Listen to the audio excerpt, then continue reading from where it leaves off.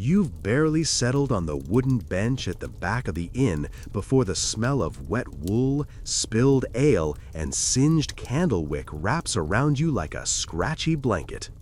Tonight, though, that blanket comes with a story, and you're in it. Tuneless humming, rattling cartwheels, and all. So loosen your cloak, tilt the tankard just enough to keep the foam from dribbling onto your lap, and glance once at the door to be sure no rough-faced stranger is eavesdropping. Because we're heading out onto the medieval road with a company of traveling minstrels. And every bend, every hedge, every suspicious silhouette is either a payday or a disaster. Picture dawn that isn't golden or poetic. It's damp gray, the kind that makes every lute string feel like a dead earthworm, and every joint creak like old hinges. You're squinting through your hood at a rutted road that already looks tired of existing. Ahead trundles the wagon, one creaky axle, two mismatched wheels, and a canvas top patched so often it resembles a monk's robe stuck together by faith alone.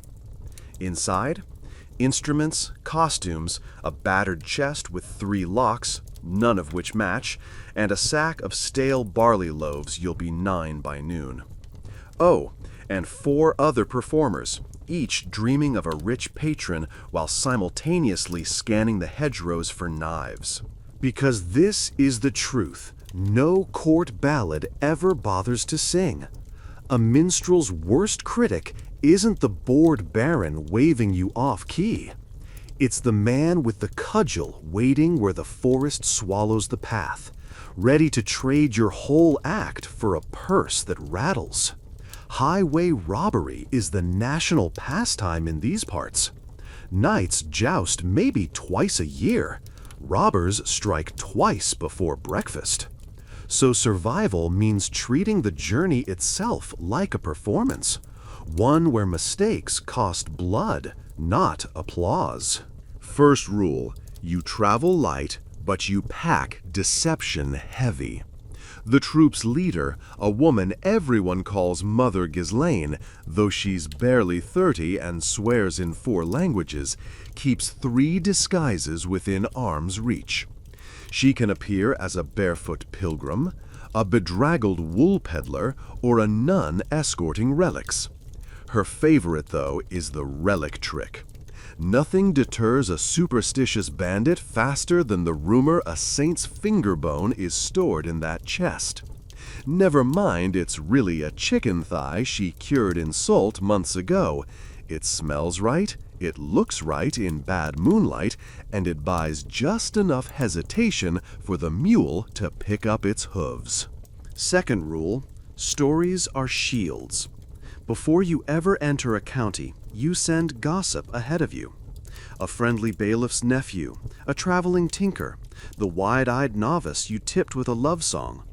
Each one has instructions. Tell folk we're under the protection of Lord so-and-so.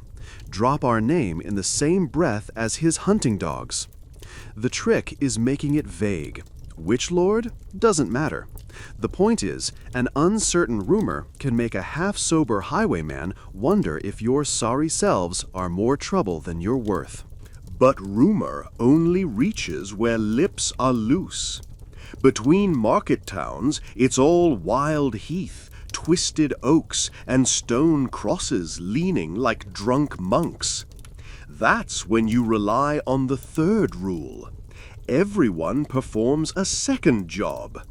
Yes, you, the lute player, better know how to swing that instrument like a club. You, the juggler, your knives aren't just for oranges. And you, the storyteller, keep that tin whistle in your sleeve, because believe it or not, a shrill blast can startle a horse enough to ruin a planned ambush. Let's zoom in on one particular morning. You've left the safety of an Abbey guest hall where the monks paid in porridge and a single silver penny. The next stop is a mid-sized fair 3 days away. Longer if the weather turns and the wagon wheel mournfully splits its rim, which it probably will. Halfway along is Wraithwood, a notorious stretch named after the local habit of dying there. Every minstrel who's lived past 20 has a Wraithwood story, and every single one starts the same way. We thought we were ready. Mother Ghislaine calls a council at sunrise, though council is generous. It's just 5 of you huddled around a spluttering lantern, trying not to gag on the mule's hind end aroma. Remember, she says, adjusting the patched canvas door, robbers like easy questions with easy answers, so give them hard questions. Translation, confuse them. If a bandit demands your coin, ask which coin, the king's or the bishop's levy. Demand a receipt. Argue about toll rights. Nothing throws a stick-up crew like bureaucratic nonsense. By noon, drizzle has slicked the track. The mule is sneezing, and you're humming scales to keep nerves from gnawing holes in your stomach. The hedges thicken, forming green walls that muffle sound. The perfect place for someone to wait. You pass a milestone chiseled with letters so eroded they might read Doom 2 miles. Laughter would help, but it sticks in throats. Then you hear it. Hoofbeats that don't belong to your ancient mule. Sharp, impatient. Out of the trees rides a man in a leather jack, dyed once upon a time to imitate soldiery red. The dye's faded to the color of dried scabs. Appropriate, you think vaguely. His beard is patchy, but the crossbow on his saddle is not. 2 others emerge, one on foot with a billhook long enough to harvest limbs as well as wheat. Blessings on your road, good sirs. Her sleeve slips, revealing the so-called relic box. Blessings on your road, good sirs. Might a humble pilgrim pass? Her voice drips innocence like honey off hot bread. You're desperately cataloging escape options. A ditch to the left, too muddy. Bramblebank to the right, too thick. Uphill behind, wagon can't. Lovely. The bearded rider gives a nod worthy of cheap theater. Pilgrims pay tithes, he says, coins for saint, whichever. His grin flickers when Ghislaine shifts, letting a gleam of what might be polished bone show from the reliquary. We carry Saint Mildred's kneecap, she whispers, loud enough for them to hear, but soft enough to sound sacred. Cursed are all who shed blood near it. Does he believe? Maybe. More likely he doesn't trust those with nothing to lose. But greed wrestles with superstition in his eyes. That's when you, following Rule 1 of distraction, start coughing violently. Loud, hacking, plague-like coughs. The juggler joins, wiping imaginary sweat. Nothing slams a robber's appetite for loot shut like the hint of pestilence. Crossbowman backs his horse. Billhook friend makes a sign against evil. And just like that, the road is yours again. Not because you outfought them, but because you out-imagined them. You don't cheer. Cheering tempts fate. Instead, you keep rolling, hearts thudding, until even the mule seems to exhale. Night finds you camped well beyond Wraithwood, though safety is a relative term when your walls are canvas and prayers. The fire crackles low. Someone tunes the rebec. Someone else skins a rabbit, whose presence in the pot raises questions no one asks. Around the flames, tales spill. Not heroic epics, those are for taverns. Here it's lessons. The juggler remarks, how bandits respect number magic. Travel in uneven numbers, they said, because an odd-sized group suggests hidden backup. The dancer adds she once sewed copper coins into her hemline. When stopped, she pretended poverty, then shook her skirt so coins chimed like hidden hornets. Robbers flinched, thinking it witchcraft. Every performer carries a trick like that, as essential as bread. But keep something in mind. Guarding yourself is good business sense, yet survival also means guarding the art. Minstrels aren't just wagons of potential loot. They're the hard drives of medieval memory, hauling songs, gossip, and politics across counties like living news scrolls.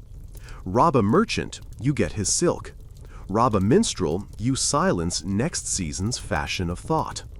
Lords know this, which is why some barons stamp travel tokens granting safe passage under pain of death. Whether a highwayman respects such parchment depends on his reading skills and his death-wish ratio. Still, formal protection is rare.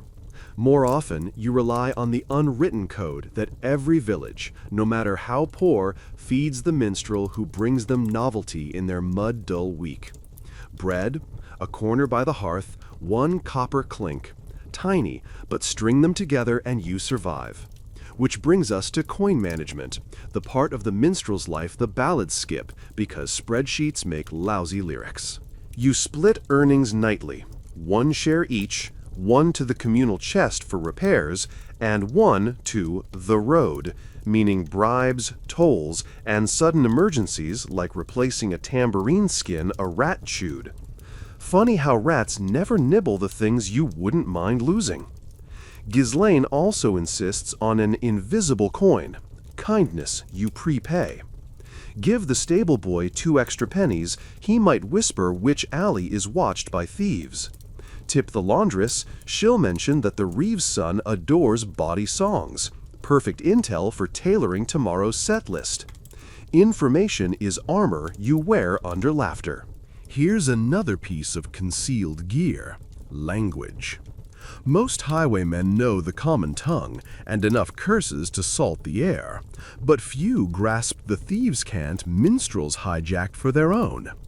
So when the dancer says, "The squirrels are thick along the hedge," she's warning the group that potential cut purses lurk near the crowd tomorrow.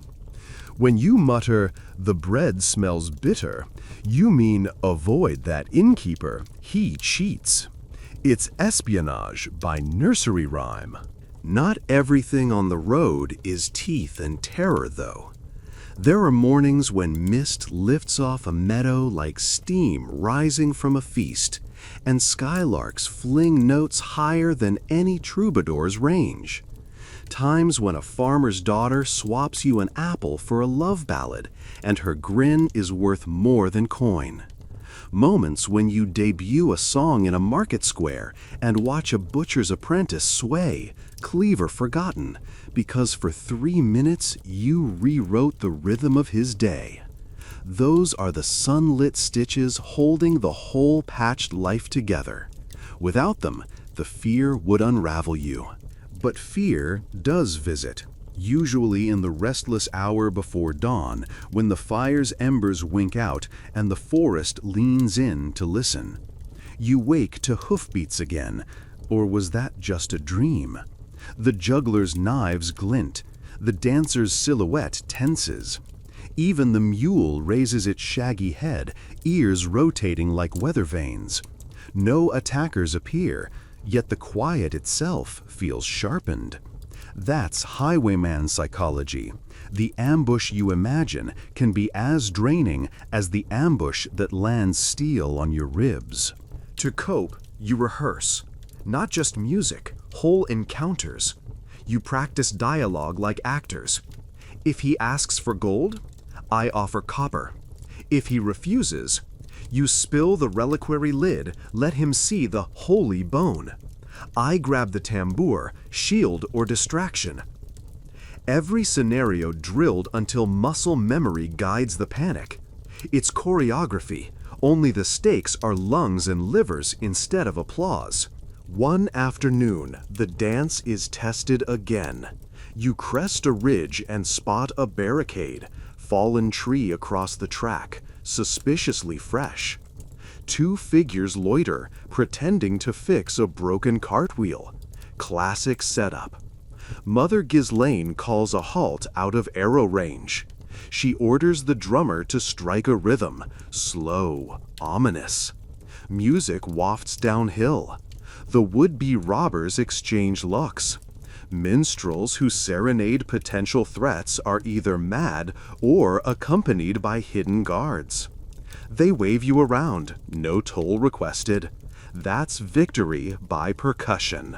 Yet, sometimes the robbers aren't strangers. Sometimes they're guards you bribed last season, now short on wages.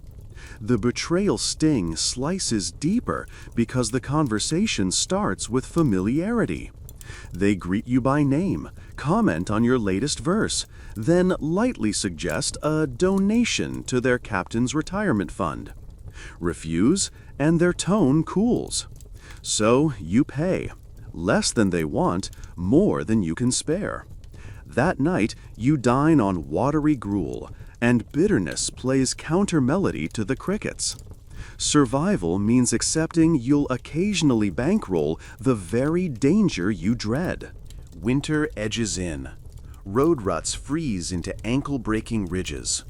Robbers grow hungrier. Coin hunters give way to sheer desperates who will strip the nails from your wagon if they think the iron might sell. Worst are the ones too cold to reason. They attack not with demands but with howls, half hoping you're armed enough to kill them quick. Against that, tricks fail. Steel matters. So the troop travels alongside a salt merchant's caravan for 2 weeks. Safety in numbers, even if it means performing for mule skinners who clap off beat. Salt dust chafes your throat, but no one robs a convoy guarded by 6 grizzled drovers whose whips snap louder than crossbow strings. Spring returns, and with it fairs, noble weddings, and coin ripe for plucking, provided you reach the venues alive. By now, your wagon's patched canvas could star in its own sermon about sin and redemption. The mule sports a fresh set of bells, because sound attracts friendly eyes.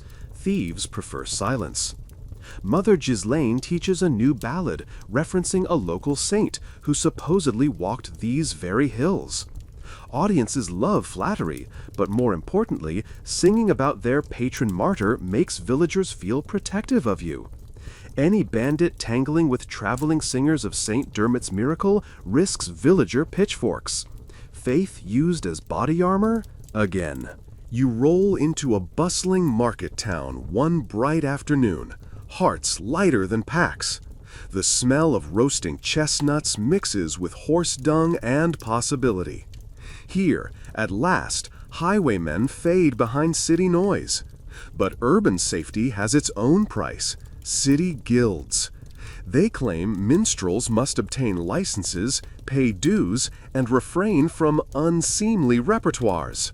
Translation, bribes in fancier ink. Still, it's the cost of sleeping under a solid roof. The evening's performance blossoms under lamplight. Laughter crashes like cymbals, coins clink into cups. For a moment, the road's dangers feel like a fever dream. You end with the new homegrown saint song, and townsfolk roar approval. They press bread, cheese, even a small bottle of spiced wine into your hands. Generosity intoxicates more surely than ale. But as you pack up, the innkeeper whispers caution. A pair of cutthroats were spotted lurking near the north gate. Word is they fancy instrument cases that might hide jewels. The road, it seems, has come to fetch you again. So you split the troop. 2 take the early dawn departure, slipping out with the bulk of earnings hidden beneath flour sacks. The rest delay until midday, making a noisy show of leaving, obvious decoys. A risky gambit, but it works. The cutthroats tail the decoys, who double back through an alley and rejoin the main route 2 miles on. You reunite that night beneath an abandoned wayside shrine, coins intact, nerves frayed but functional. Chalk up another chapter in the never-ending rehearsal of trust and misdirection. As summer matures, you find a rhythm. Perform, listen, bribe, roll, repeat. You learn to read hedgerows like manuscripts. Fresh broken twigs mean recent passage. Oddly silent birds mean lurking threat. You learn that singing softly as you approach a blind turn announces you're fearless or foolish, and either way deters ambushes reliant on surprise. You even develop a grudging respect for certain bandit crews who operate under their own bizarre honor code.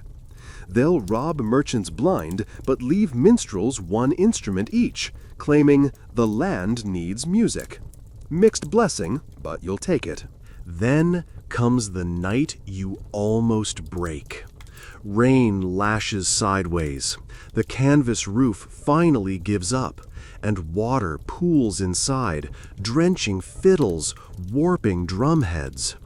You huddle under the wagon, morale thinner than the cloak sticking to your back. Cold sets claws into bone, and a thought creeps in. What if you just stopped?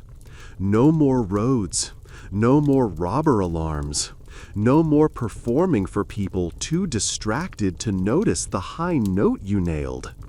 What if you settled as a miller's clerk, safe behind ledgers? Dawn answers. A shepherd boy approaches, soaked but smiling, says he heard the famous singers were nearby. Asks if you'll play for his sister who's ill and can't travel. Payment? A wedge of sheep's cheese and God will bless you. You're so tired the offer feels absurd, until you catch a reflection in a puddle and realize you look exactly like what you are, a bedraggled miracle merchant. And maybe miracles sell best when wrapped in mud. You play.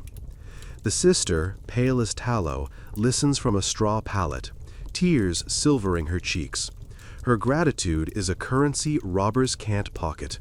Later, as you trudge on, soggy but lighter inside, you understand why minstrels keep going despite the blade-edged life. Because every time a story or a song sparks light in someone's eyes, you steal a kind of treasure back from the dark. High men can seize coin, but not that spark. Provided you don't let them silence your throat. You wake choking on pine smoke and sunshine, your makeshift pillow, a rolled cloak still damp from yesterday's storm, pressed against a helpfully pointy tree root. The forest around you is already loud with midsummer insects and the wet pluck drip of last night's rain leaving the canopy, but that's not what jolts you up, right? It's the mule. She's missing. And in the hush that follows the thought, you suddenly count one fiddle fewer in the open wagon.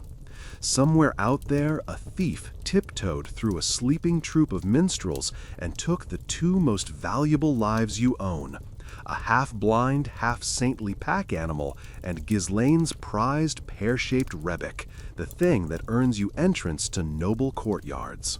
Ghislaine is already on her feet by the gutted fire, hair braided back so tight she looks carved from worry. She spots your gaze, answers the unasked question with a grim nod, and you both start scanning the forest floor for tracks. Dew-dark depressions, a snapped fern, a smear of rosin where the thief brushed a tree. The clues are there if hope keeps your eyes open. You find the first print 6 paces north, mule hoof and bare human heel beside it. Barefoot bandit, either too poor for shoes or smart enough to carry them to muffle sound. Silent spell, that one, mutters the drummer, arriving with a club that last night was a tent pole. The juggler stalks behind him, knives flashing guttering sparks of sun as he spins them in agitation. The dancer kneels, presses a palm to the damp earth like some forest priestess, and declares the trail fresh. Thief no more than half an hour away, headed down slope. Decision time. Pursue and risk walking into an ambush? Losing the rebec will slash your income. Losing the mule will grind it to a halt. Ghislaine doesn't hesitate. She snaps the troop into 2 teams. The drummer and dancer guard the wagon. You, the juggler, and she follow the prince. Instruments stay behind, because steel speaks more plainly than song in a rescue. The world narrows to footfalls. Wet needles hush under your boots, and every crow call sounds like mocking applause. Twice you freeze, convinced you've heard whispers, only to realize it's water trickling under moss. Ghislaine keeps you moving by reciting, under her breath, the opening lines of the rebec's signature tune, as though luring the instrument back by name. Then, abruptly, the trail stops at a stream edged by willow roots. You curse. Water erases tracks as cleanly as confession. But the juggler grins. He points to an overhanging bough, freshly scraped, sap still bright. Mule doesn't like water, he says. Thief forced her across. She reared, brushed this. He wades in, and you follow, thigh deep, cold biting through wool. On the far bank, hoofprints reappear, angling toward a tumble of ruined stone you glimpse through foliage. An old watchtower, collapsed to a single wall and arch, perfect hideout for someone who values a quick escape path. Cautious now, you circle downwind and peer through nettles. There she is, your mule, nostrils flaring, tied to a stump. And there, back turned, barefoot thief rummaging inside a cloth sack. The rebec leans against the wall, still in its oilskin case. Relief crashes over you so hard your knees dip. But you can't rush him. He's short, wiry, but a robber cornered is a stoat. Ghislaine signals. The plan is wordless. She approaches openly, singing. You and the juggler flank. If it goes wrong, juggler throws blade to distract. You grab instrument. Everyone flees. It's almost elegant. Almost. She steps into the ruin's shade, voice lilting a lullaby so gentle the birds hush to listen. The thief whirls, a crust of bread in hand, startled not by strangers, but by the recognition of music. Her music. He's young, maybe 15, sunburn peeling at the edges, eyes wild with equal parts hunger and embarrassment. Didn't mean harm, he blurts, needed food, saw the mule wander. He offers the bread as proof of innocence, as if grand theft equine is fine if you also feed the victim. Ghislaine does not scold. She switches tunes to a shepherd's roundelay. One kids learn before they learn their letters. His shoulders ease. The tension leaks like air from a bellows. You step forward, retrieve the rebec. Up close, you see the true crisis. He's starving. The soles of his feet raw. Probably an orphan from the last crop failure. Living by theft because that's what's left when every other door shuts. So you haggle with mercy. He can keep the bread and a slice of cheese if he leads the mule back and spares the wagon. He agrees, nodding quick enough to blur. That's when Ghislaine does something you'll debate for weeks. She presses 2 copper pennies into his hand. Next time, she says, ask first.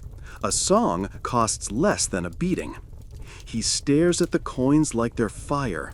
You half expect him to sprint into the underbrush, but instead, he pockets them and helps untie the mule's rope with shaking hands. Back at camp, the drummer's relief turns to outrage when he sees the boy. But Ghislaine calls him our newest audience. She sits him on a log, feeds him stew, and demands payment. A story. And so, around noon, in the dripping stillness of post-rain woods, a half-feral child recounts how a gang called the Hazelthorns has begun taxing thieves' routes in these forests. Fail to pay, lose a finger. He was running tribute when hunger beat fear. The hazelthorns, you realize, may soon sniff out your coin-clinking wagon. Information like that is gold. You give the boy a crust for the road, watch him vanish into fern-green twilight, and then Ghislaine convenes strategy. Route shift? Too late. Only one bridge crosses the marsh 5 miles east. Hire guards? Too costly. She proposes something riskier. Court the thieves. A performance for the hazelthorns in exchange for safe passage. Convince them your songs are worth more alive than looted. The plan is insane, but so is hauling a wagon through outlaw territory without bargaining. You rehearse an hour, choosing pieces that flatter bravery, that cloak threats in honey. By sunset, you set off along a deer path the boy described, toward the Thorns camp. Lanterns stay unlit. You don't want to look like bait. Every snap of twig thrums nerves tighter. Then, torchlight flickers through branches ahead. A ring of fires, silhouettes sharpening weapons, laughter pitched sharp to smell of cheap mead. You step into the glow. Instruments visible, hands high. Conversation halts. 40 eyes pin you like insects. Their leader, a scar-faced woman with a boar spear, sizes you up. Sing or scream, she asks flatly. Ghislaine bows. Sing, and freely we offer. All we ask is the road tomorrow. Permission granted, with a grunt. You assemble. First song, a rousing tale of forest rebels outwitting corrupt sheriffs. Chorus, simple enough the drunkest thief can shout along. They love it. Mugs slam, daggers tap rhythm on tree trunks. Second song, a melancholic ballad about honor among rogues. Subtle reminder that betraying performers would stain reputations. Faces soften, a few eyes shine. Third, a jig so wild, knives turn to castanets on belts. By the time you end, the hazelthorns are cheering like any tavern crowd. Their leader smirks, tosses a purse, ironically paying you to not be robbed. Passage guaranteed for as long as your tunes stay sharp. Success tastes like wood smoke and adrenaline. You retreat with coins heavier than expected, but more valuable still. You've carved a rumor. Touch the minstrel wagon and answer to the thorns. Bandit politics, guarding you from lesser thieves, at least until alliances shift. Days roll by. Summer dust replaces mud. Villages crowd the roadside, each one a different universe of dialect and suspicion. You discover the curious power of novelty taxes. In some hamlets, local guilds demand fees not in coin, but in new verses to boost civic pride. So you tailor lyrics, spin a couplet praising the bakehouse, insert a wink at the blacksmith's handsome apprentice, and suddenly the village reeve waves tolls. Wordsmithing as currency. But toll gates still loom. At the Stoon Bridge of Barleyford, a petty lord has erected a booth manned by 2 spearmen and a scribe who thinks himself Virgil. They charge per wheel, per hoof, per head, human or livestock, and double the rate for performers, citing noise nuisance. You cannot afford it. So you perform a gambit. Ghislaine feigns laryngitis. No noise without voice, right? The scribe ponders, eventually reduces the fee. Then you slip a sealed parchment into his hand, forged to resemble a court invitation from his favorite poet. Flattery eclipses greed. He stamps your pass free. You escape before he breaks the seal and discovers it's blank. That night, camped beside a wind-rippled wheat field, you reflect on the tightrope. Every solution carves a deeper groove of deceit.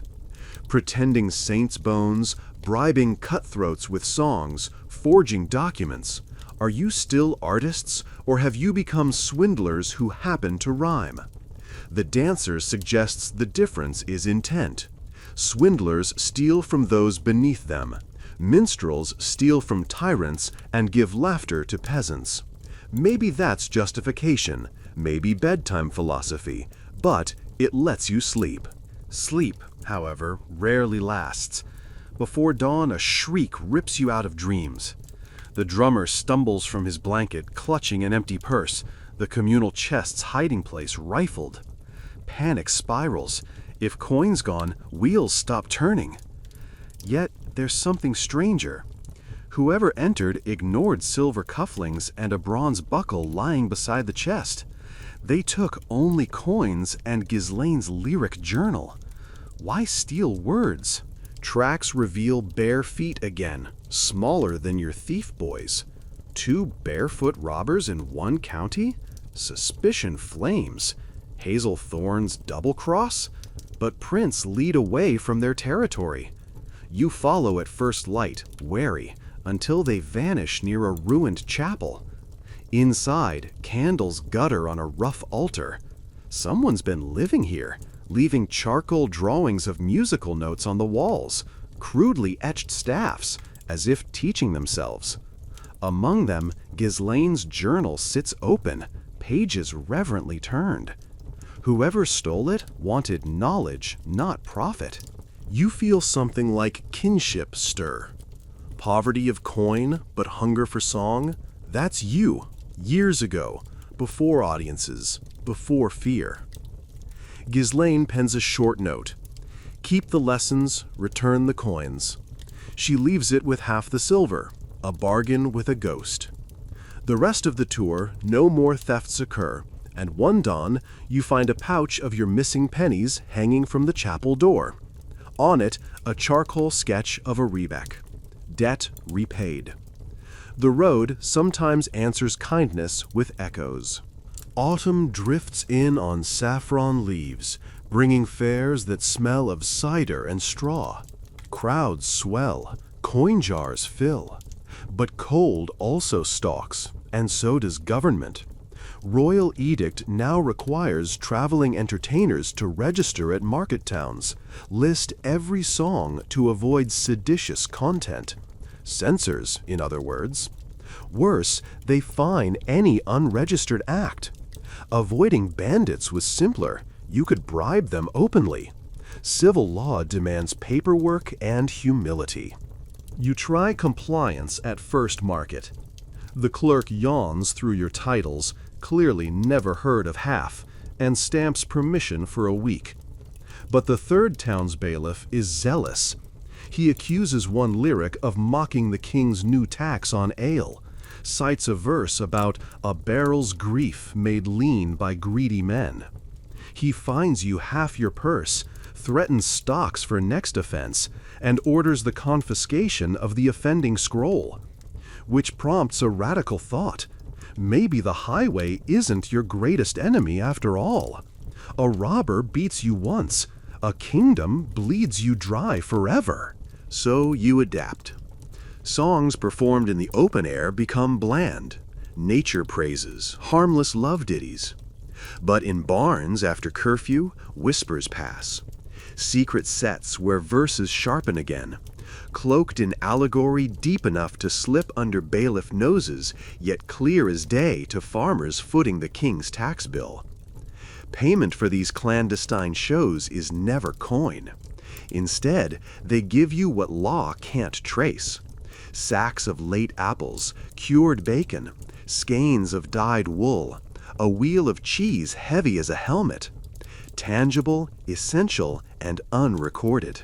Of course, carrying bulky payments draws rover eyes, which brings you to the night you weaponize odor. 20 pounds of Stilton-like sheep cheese sweats in a sack, attracting wolves of both 4 and 2 legs. You slice a chunk, smear it along the wagon's underside. Later, when highwaymen tail you, the reek is so noxious even they keep distance, muttering about devil rot. Cheese as stink shield. Never in ballads, but effective. Winter creeps again. Snow muffles road sounds but amplifies fear. Footprints linger, easy to track, for you as well as those who do you harm. So you reverse advantage. Each dawn you circle camp, stomping false trails, dozens radiating outward to confuse trackers. It wastes precious energy, but the juggler calculates it saves more than it costs by deterring ambushes. Math in the service of melody. One freezing dusk, you reach Castle Briar, seat of Baron Aldwine, rumored patron of the arts. His steward greets you with disdain. Troop after Yule only if you prove worth, by entertaining Aldwine's pet lynx during supper. A strange test, perhaps fatal. The lynx once mauled a kitchen boy for sneezing off tempo. But desperation outranks prudence. Inside the great hall, torches spit resin. The lynx reclines on crimson cushions like a demon on holiday. You begin a soft drone on drone pipe, weaving a melody said to soothe savage hearts. The dancer circles, trailing ribbons soaked in lavender. The lynx rises, tail flicking. It pads closer, eyes slit. You drop the melody a fifth, slow heartbeat pace. The lynx sits, mesmerized. Baron Aldwine claps, delighted by the novelty of musicians who double as lion tamers. He grants you winter lodging, food, and a purse of silver, enough to mend the mule's shoes and revarnish the rebec. Yet luxury comes tethered. Court politics swirl thicker than stable stink. Aldwine's rival, Lady Myera, visits during Twelfth Night Feast and hears your satirical verse about bureaucrats and cheese. She laughs, invites a private show at her manor. Accepting risks Aldwine's wrath, refusing risks losing future patronage. Ghislaine decides on a third path. Gift Myera the charcoal drawings from the chapel, claiming them as unsigned folk genius soon to bloom under her sponsorship. Flattered, she excuses your absence. You've just weaponized art diplomacy, saving necks with notebooks. Eventually the thaw returns, and with it the road. You leave Briar under sunny banners but darker clouds of politics behind. The Baron's coin jingles reassuringly, yet gossip travels faster than carts. New royal levies will fund a crusade. That means stricter checkpoints, conscription drafts, desperate peasants, all elements that make highways more blade bright. But you also carry new skills, lynx lulling rhythms, bureaucrat baffling forgeries, and the novice composers somewhere in the woods who might spread your tunes in ways censors can't trace. Miles unspool beneath wheel and hoof. The dancer invents steps mimicking snowfall. The drummer redistributes weight so drums no longer bruise the mule's spine. You pass milestones etched with saints and weathered pleas. At each, you deposit a coin. Superstition? Perhaps. Or maybe it's payment to the road itself. A silent contract. We honor your dangers. Spare us one more dawn. And so, you roll on toward the distant port city, where rumor says a duke prepares lavish spring festivities, coin enough to fatten a lifetime of purses, if you get there. Between you and fortune lie 7 river crossings, a fiefdom ruled by a chain-mailed miser, and, according to whispered tavern talk, an assassin who hunts messengers of dissenting song. Compared to that, highway robbers begin to look almost honest. But you've come this far on wit, rhythm, and the occasional weaponized cheese. Why stop before the downbeat ends? The campfire crackles low now, bright embers painting everyone's faces copper. Ghislaine closes her rebec case with a sigh, like a mother easing a child to sleep. She nods at you, half challenge, half invitation. The tale's road stretches ahead, and dawn will judge how ready you are. Snowmelt laces the dawn air with that iron tang of river water and thawed soil, and the wagon wheels creak like old floorboards as you ease onto the frost-polished road. No chatter from the troop yet, everyone's conserving breath for the incline ahead, but you can almost hear each person's thoughts jangling in time with the bridles. 7 rivers between here and the Duke's spring fete, each guarded by a different petty tyrant or tax-hungry guild. The map Ghislaine spread last night looked more like a child's scribble of blue veins than a route, and somewhere along those veins, an assassin allegedly stalks minstrels guilty of sedition by ballad. You remind yourself that only famous singers get assassinated. Then you remember that infamy rides piggyback on every good rumor. The mule plods, ears flicking to invisible insects, and above the tree line the first crossing comes into view, St. Orlan's span. Not a grand stone bridge with lions and reliefs, just a weather-beaten timber arch wide enough for a single cart. At the far end squats a toll booth, patched from half a dozen barns, banners fluttering, a black crown on mustard yellow. Baron Ralph, the chain-mailed miser. Rumor says he taxes bridge traffic to buy imported salt for pickling his own ego. You pull up in line behind 2 hay carts and a tinker's wagon. The queue creeps slower than lichen.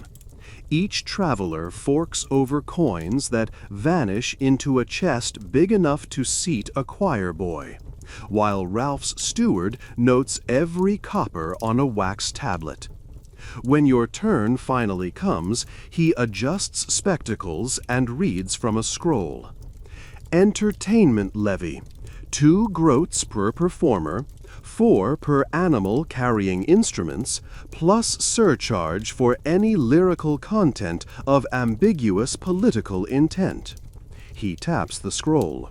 Subclause 9, ambiguous defined at steward's discretion. Ghislaine smiles, like she's about to compliment his handwriting, then coughs a single rich chord, A minor, you note, pure as silver. We happen to be scholars compiling regional folk melodies, she says. The Duke himself commissioned our anthology. Would His Grace the Baron wish to be footnoted for hindering royal scholarship? The steward's quill hesitates. Royal anything outranks baronial pride, but he's too seasoned to fold outright. Proof, he asks. You pass him a folded parchment bearing a wax seal you sculpted from melted candle ends last night. Inside, a preemptive commendation praising Baron Ralph's generosity toward the arts, unsigned because, naturally, the Duke hasn't actually penned it yet. Bureaucrats fear unfinished paperwork like sailors fear sirens. The steward squints, darts a glance toward the Baron's distant tower, and stamps your chit, fee remitted. Your wheels rumble across St. Orlan's span, toll-free. Behind you, the tinker mutters witchcraft, but softly, in case you can also hex prices downward. You reply with a conspiratorial wink. Better to be rumored a sorcerer than proven a debtor. Noon finds you at the second river, narrower but fiercer, swollen by glacier breath. No permanent bridge here, only a rope ferry pulled hand over hand by a family of ferrymen who resemble shaved bears. Their patriarch, Old Tom, conducts passengers like a gruff shoremaster. Farmers first, merchants next, then entertainers last. Storm clouds gather behind you. Wait too long and icy rain could soak strings and warp drumheads. So you trade music for priority. While Tom's sons wrestle the wagon onto planks, You strike up a reel. The deck rocks with each stomp, but you trust showmanship more than gravity. The drummer turns the ferry's cargo barrels into low, thrumming toms. The dancer's boots slap wood in counter rhythm. Even the mule adds comic punctuation with perfectly timed brays. By the time the far bank rises into view, Tom wipes an eye, claiming sawdust, and waves farewell without demanding coin. 2 crossings down, 5 to go. Spirits lift, then plummet when you encounter the tallymen. They're an accounting guild turned highway watchdogs, convinced the crown loses revenue to underreported journeys. They materialize from behind a hedgerow, waving Abbey like cudgels. Their leader, a woman with ink-stained fingers and a stare sharp enough to perforate parchment, demands a complete inventory of goods and lyrics. She threatens to arrest the mule as an unregistered acoustic device because its hooves sometimes tap rhythm. Stalling won't help. Bribery insults professionals who consider themselves holier than bankers, so you distract them with bureaucracy. You unload a stack of playbills advertising performances from towns 3 weeks behind. Each sheet lists exaggerated attendance numbers, footnotes referencing earlier footnotes, and circular citations until inspection resembles chasing a squirrel through mirrors. By the 3rd page, the tallyman's eyes glaze. They stamp your ledger just to make you leave. Once safely out of earshot, the juggler flips a knife skyward in salute. "Weaponized paperwork," he says. "Deadliest blade on the road." You vow to keep spare pamphlets handy. Night 3 positions your camp on a hill crowned by twisted yews. The drummer insists yews are bad luck. Roots taste like poison. Branches feed ghost stories. But the ridge offers a view of torchlit patrols in the valley below, and you'd rather watch danger than feel it in the dark. A half moon heaves itself over the horizon, silvering the wagon canvas. You're restringing the lute when the dancer nudges you, finger pressed to lips. Between tree trunks, 2 silhouettes creep, cloaks fluttering like moth wings. You signal stillness. The figures halt at the edge of firelight. One coughs, a polite, deliberate sound. Ghislaine steps forward, palms open. Friends or foes? "Depends who you sing for," answers a voice, young but steady. The pair step closer, hoods falling. Teenagers, maybe 17, faces smudged with road dust but eyes burning mission bright. They introduce themselves as Peregrine and Soul, followers, they claim, of your secret barn concerts. They've been tracking you to deliver a warning. The assassin in the rumors isn't myth. He calls himself the Black Lute, and last week he slit a balladier's throat near Maera's lands after the man mocked royal taxes in song. Peregrine produces a blood-spattered kerchief as proof. You feel the temperature drop, though the fire blazes. Ghislaine thanks them, offers stew. Saul declines, urgency coiling her words. "We heard he's hired by someone high, maybe a royal treasurer, to silence performers who turn peasants restless. He studies his targets' repertoires, attacks when they risk the most supporters." The troupe trades glances. You've grown bolder with satire lately, and word travels through minstrels like melodies through rafters. The Black Lute could be listening right now. Peregrine suggests disguises. Swap performances with innocuous monk chants. Hide sharp verses until inside walled cities. But Ghislaine counters that dimming your voice means the assassin already won. The debate stretches until embers collapse. Finally, you agree on a 3rd route: code songs. Layer rebellious lyrics beneath harmless themes. A romance where taxation is the jealous rival. A harvest hymn that doubles as call for fair tithes. Listeners clued in by past shows will hear truth. Spies will hear court-approved fluff. A lyrical cipher. Peregrine and Soul stay the night on the wagon roof, keeping vigil. You drift into uneasy dreams of a shadow with a lute-shaped dagger. When dawn bleeds peach across the horizon, the teenagers are gone, left a note. Keep singing. Underneath, a crude sketch of your wagon crowned by a halo. River 3, Griswold's Leap, earns its name from a legend of a knight vaulting the chasm on horseback to impress a lady, who promptly married a baker instead. The actual crossing is a rope bridge sagging like a tired smile.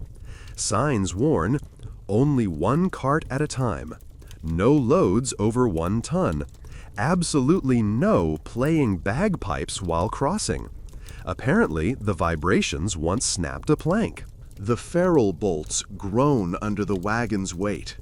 Boards bob as if floating. Every step jolts your kneecaps. You distract yourself by crafting new coded verses. The millstone yearns for just 1 grain, while coffers choke on plenty. So ghosts of bread yet unborn cry for crumbs to feed the many. Sung to the tune of a lullaby, it should sound like harmless pastoral melancholy. Meanwhile the mule's ears twitch at every creak, but she makes it across. Reward, a nosebag of oats laced with diced apple, a luxury she accepts with priestly gravity. The 4th river is easy. Shallow ford, no guards, only leeches that cling like drunk uncles. You salt their slimy bodies off the mule's ankles while composing a pun-filled ditty likening leeches to tax collectors. Too on the nose, you shelve it for private amusement. But peace evaporates when you find the road ahead blocked by a horse cart overturned, barrels scattered like dice. A lone traveler waves frantically, his face bruised, shirt torn. Claims highwaymen attacked, took his cargo of wine. Ghislaine smells deceit, wounds too neat, barrels still sealed. She asks his name. He stutters. The juggler tosses a knife skyward. The stranger flinches, eyes darting to the bushes where glints betray hidden accomplices. You respond with theater. The dancer gasps, cries, "Mercy, good sir! We carry nothing but sacred relics, bound for the bishop." She flourishes a sack of cracked walnuts, saintly knuckle bones. And the drummer intones a Gregorian drone so ominous, birds flee. Superstition beats steel some days. The ambushers melt into foliage, unwilling to curse themselves. You right the victim's cart and roll on, leaving him to explain failure to his unseen boss. That night, under drizzle, you hold a council inside the wagon, candles guttering. Ghislaine wants to accelerate pace, reach the port city in 3 days. The drummer worries the mule will founder. The dancer argues that fear of the black loot is sapping morale. Rushing invites mistakes. You suggest splitting. Send one scout ahead to secure lodgings. Others follow slower. But splitting also divides defense. Eventually, consensus lands on compromise. Early starts, longer midday rests to spare the mule. Night marches only under starlight when moon offers safe visibility. In return, everyone sharpens a secondary skill. Drummer practices slingstone accuracy. Dancer learns herbs to treat wounds. You memorize more forgeries. Multitasking survival. River 5, the widest, roars like a smithy bellows. Here stands the Crown Pontoon, a temporary floating bridge guarded by royal soldiers. They collect both toll and rumors for the crown. A minstrel wagon draws attention like flies to honeyed beer. You decide to perform your coded song for them, the lullaby about millstones and ghosts of bread. Soldiers grin. Some hum along, oblivious to critique coiled inside. One corporal, eyes watery with nostalgia, presses a silver penny into your palm and whispers, "My mum used to sing that." You don't mention that you composed it 2 nights ago. Halfway across the pontoon, Jelaine points to distant smoke columns. Village chimneys? No. The pattern shifts. 3 puffs, pause, 2, pause, 1. A code you learned from the Hazelthorns, meaning road watch ahead. Bandits warning allies of patrols. You may have outpaced one danger, only to bang into another. By dusk, you spot armored silhouettes blocking a narrowing gorge. Not thieves, ducal scouts bearing crimson cloaks emblazoned with a stag. They stop you, inspect travel papers, eye instruments. Their captain, a knight with scarred cheek, asks if you know songs praising Duke Alaric's victories. Fortunately, yes, you learned a celebratory march weeks ago. He demands a sample. You comply. Perform verse 1. Mid-song, you realize he's testing loyalty. Slip any satire, risk arrest. But near the end, Ghislaine laces a subtle twist. She shifts the key, adding a mournful lilt that transforms triumph to elegy. Those schooled in music theory might sense irony. The captain? Perhaps not. He nods satisfaction, waves you through. Behind his back, the dancer smirks, subversion hidden in plain sound. The 6th river is less liquid, more bureaucracy. A canal owned by the Grain Merchants Consortium. They accept payment in wheat or coin triple market price. You decide on trade. Offer a performance at their granary workers' midday break. Management figures free music will boost morale. Productivity flatline restored. In return, passage gratis. Inside the granary courtyard, dust motes drift through shafts of sun, settling on crates marked with export seals. Workers slump, eyes dull. You kick off a rhythmic clatter using seed scoops and sack hooks. The juggler tosses handfuls of barley instead of knives. Laughter cracks the starch-stiff air. You slip in coded lyrics again, this time a playful comparison between overflowing silos and empty worker bowls. The overseer chuckles, missing the point. Laborers nod, catching every barb. Perhaps tomorrow they'll petition for better rations. Revolution via chorus. Only one river remains. The Serpent's Bend, curling round the port city like a moat of tarnished pewter. A stone bridge arches high above barges, but rumors say the Black Lute prefers to strike on its shadowed steps. You scout during bright afternoon. Merchants bustle, guards lean bored against parapets, yet you feel a gaze prickling. You decide to cross at dawn when light is gray, crowd thin, vigilance high. That night, you rehearse your newest cipher until muscles ache. Sleep teeters between vigilance and exhaustion. Each snap of twig outside the wagon jolts hearts. Shortly before dawn, a lute note drifts on the cold air, low, deliberate, melancholy. Everyone freezes. The melody is familiar, yet off, like hearing your heartbeat played back slower. You grip a short sword. Ghislaine opens the wagon flap. There, 30 paces away, stands a lone figure, cloaked in black, lute cradled like a sleeping child. Face masked by dark silk, only eyes visible, reflecting firelight.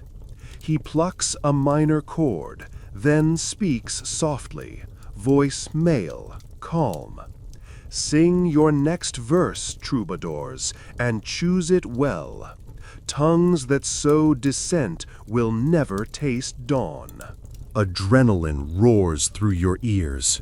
Around you, the troop shifts, hands finding hidden weapons, feet angling for cover.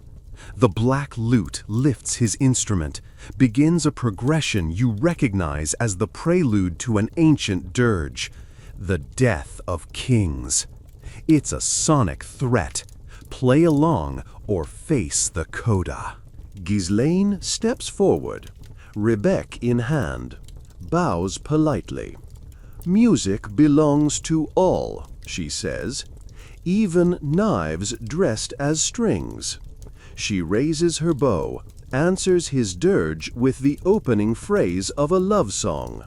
It's disarming, vulnerable. The assassin's head tilts, confused. You join with lute harmony, weaving in your coded lyric, the lullaby about millstones and ghosts. The dancer sways, hands empty, no threat. For a heartbeat, tension hangs like ice. Then the black lute's fingers hesitate, his melody frays. Perhaps he hears the hidden plea for mercy, or perhaps he calculates the cost of killing artists under watchful guards on the bridge. He lowers his instrument.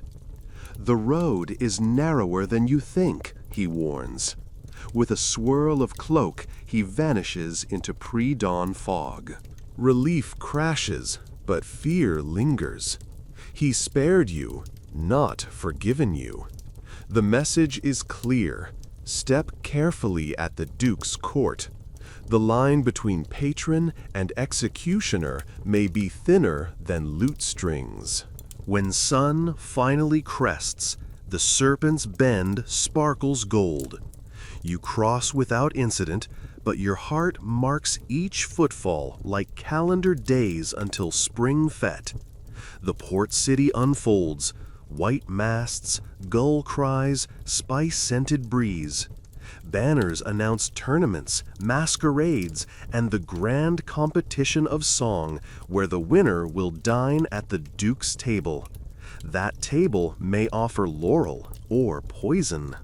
In the bustling square, you park the wagon, unload props among hawkers shouting citrus prices. Ghislaine gathers the troop, eyes bright despite dark circles. "We've come farther than rumor said we could," she whispers. "Now we play for every minstrel on every road. A stage beneath chandeliers, yes, but also beneath daggers." You tune strings, feeling the city's pulse through cobblestones. Somewhere in these streets the black lute lurks, perhaps as a palace page, perhaps as a beggar listening for subversion. But you also sense allies, dock workers humming your coded lullaby, children drumming wheat rhythms on crates, a barefoot girl sketching music notes on a wall. Songs travel like seeds on wind. Assassins can cut stalks, not roots. First, though, you need a venue, a sponsor, and a plan that lets you survive both the Duke's favor and his fears. You glance at the troupe, see resolve mirrored back. The road isn't behind you, it merely replaced dust with marble. Salt-loaded wind slaps your cheeks the moment you step from the wagon, as if the harbor itself is testing your resolve before you breathe its briny secrets. Gulls wheel overhead and leave watercolor streaks of white against a pewter sky. Their cries mingle with ship bells, fishmongers, and the clatter of ox carts groaning beneath crates of tangerines for the Duke's banquet. Anyone listening carefully could mistake the docks for a giant percussion section.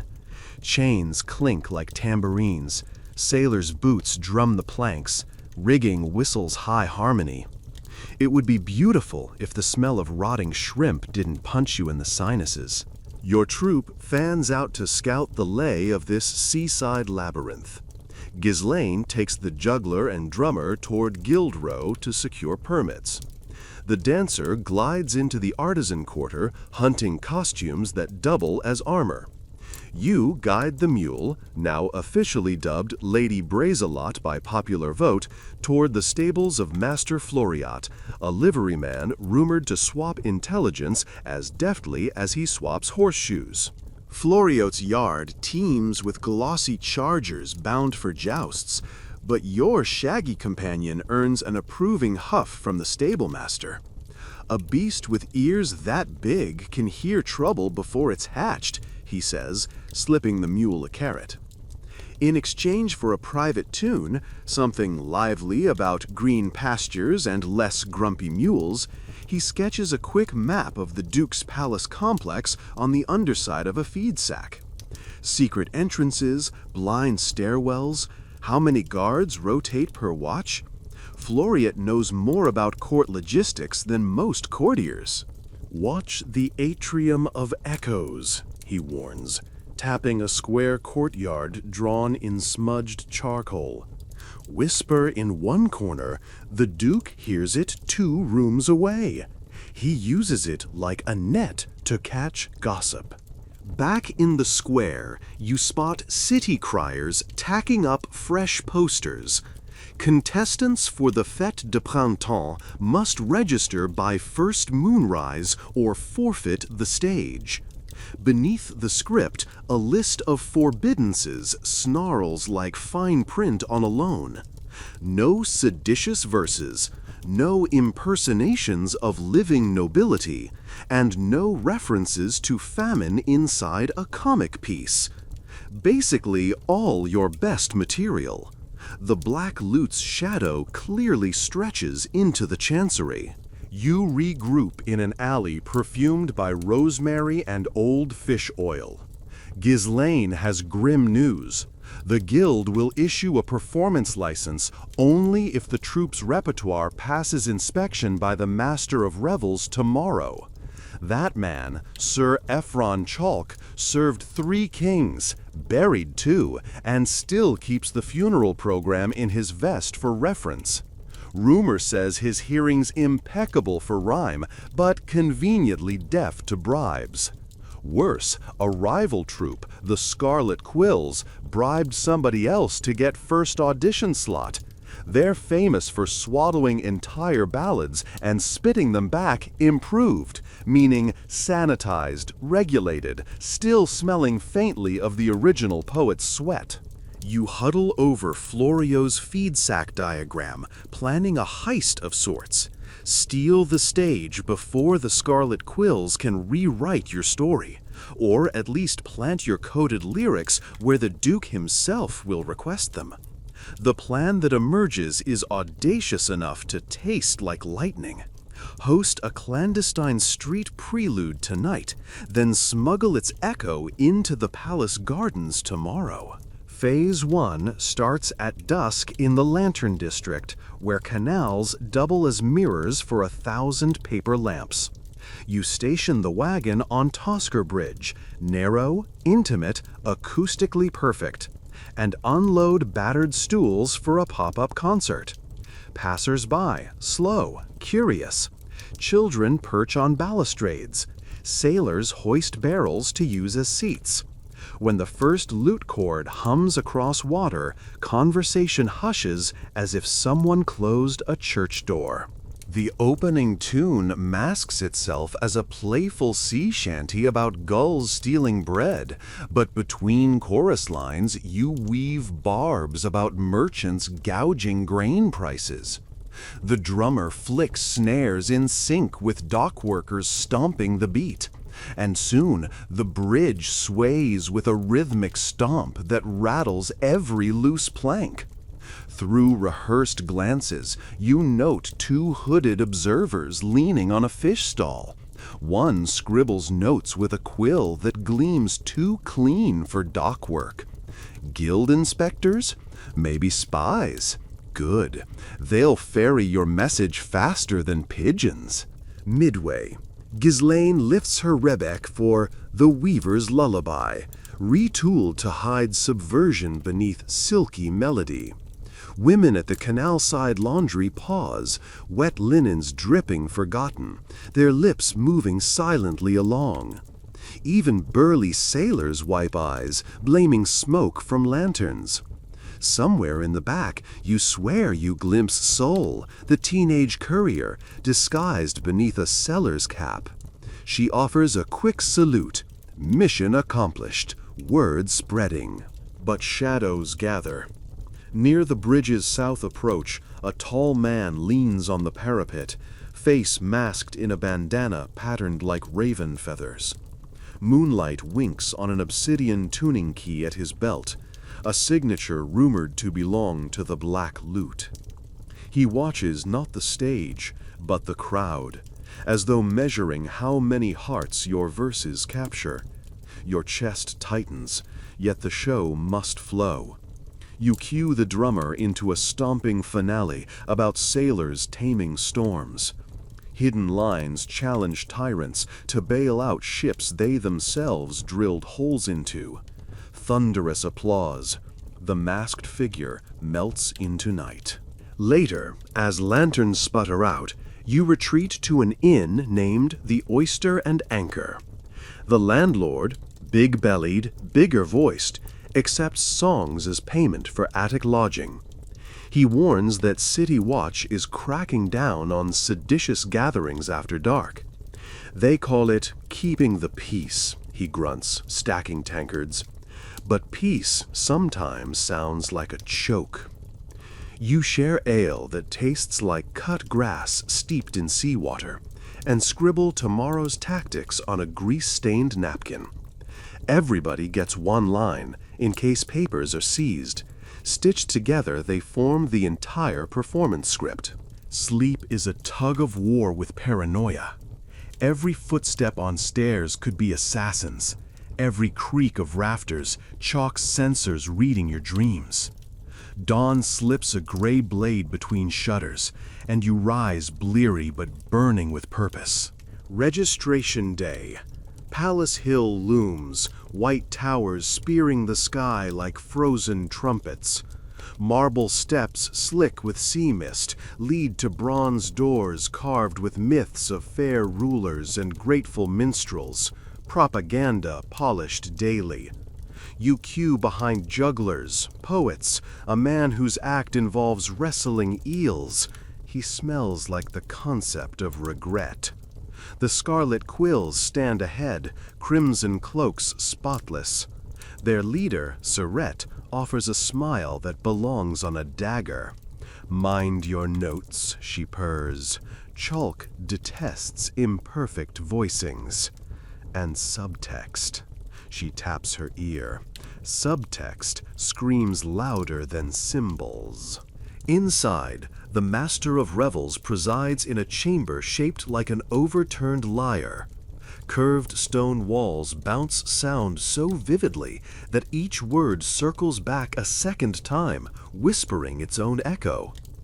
Chalk, gray-bearded and razor-eyed, perches on a dais stocked with parchments, sand shakers, and a golden tuning fork. He waves quills like a conductor and demands each troupe present a summary of thematic inclinations. The scarlet quills deliver a polished thesis on celebrating civic unity through pastoral metaphor. Translation: nothing that pricks a conscience. Chalk nods, stamping their papers. Your troupe steps forward. Ghislaine bows, offers your pitch. We celebrate the laboring heart of this realm, its millers, sailors, bakers, and the harmony born when rulers listen as well as decree. Chalk's eyebrow lifts. Harmony is pleasing, he says. Content contingent on obedience. He strikes the tuning fork, sets it against a marble plinth. The note rings pure. Play something. You pick the love ballad disguised as protest, soft, melancholy. The dancer mimes windmills. The drummer's brushes whisper on a frame drum like distant rain. When you reach the hidden phrase, "grain for the hungry hearts," the tuning fork trembles on the plinth, resonance revealing frequency of descent. Chalk's fingers still the fork, his lips twitch. "A tender sentiment," he murmurs, "but be advised, the Duke is allergic to overt morality." He flips to a blank sheet, pen hovering. "I will grant license conditional on one alteration. Clause forbidding unapproved harmonics on stage. Provide me tomorrow with a clean copy of your set list, no improvisations." An impossible demand. Improvisation is your mother tongue. Accepting means muzzling your music. Refusing is artistic suicide. You nod anyway. Sometimes survival begins with a lie you plan to outrun.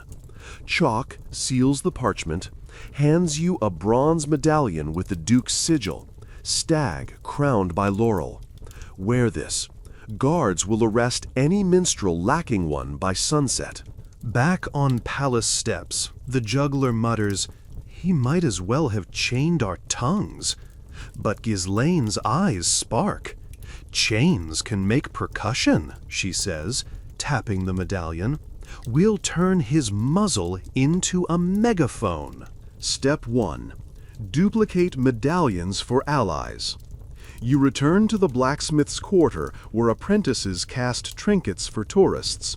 A handful of silver buys crude copies. Brushed with pitch and soot, they pass at distance. The plan, disperse them tonight among sympathetic dockworkers and laundresses who learned your coded lullaby. During the fete's grand finale, those workers will stroll through palace gardens humming your forbidden harmonies. Rumor will bloom like mold on cheese. Common folk inside aristocratic walls singing unlicensed notes.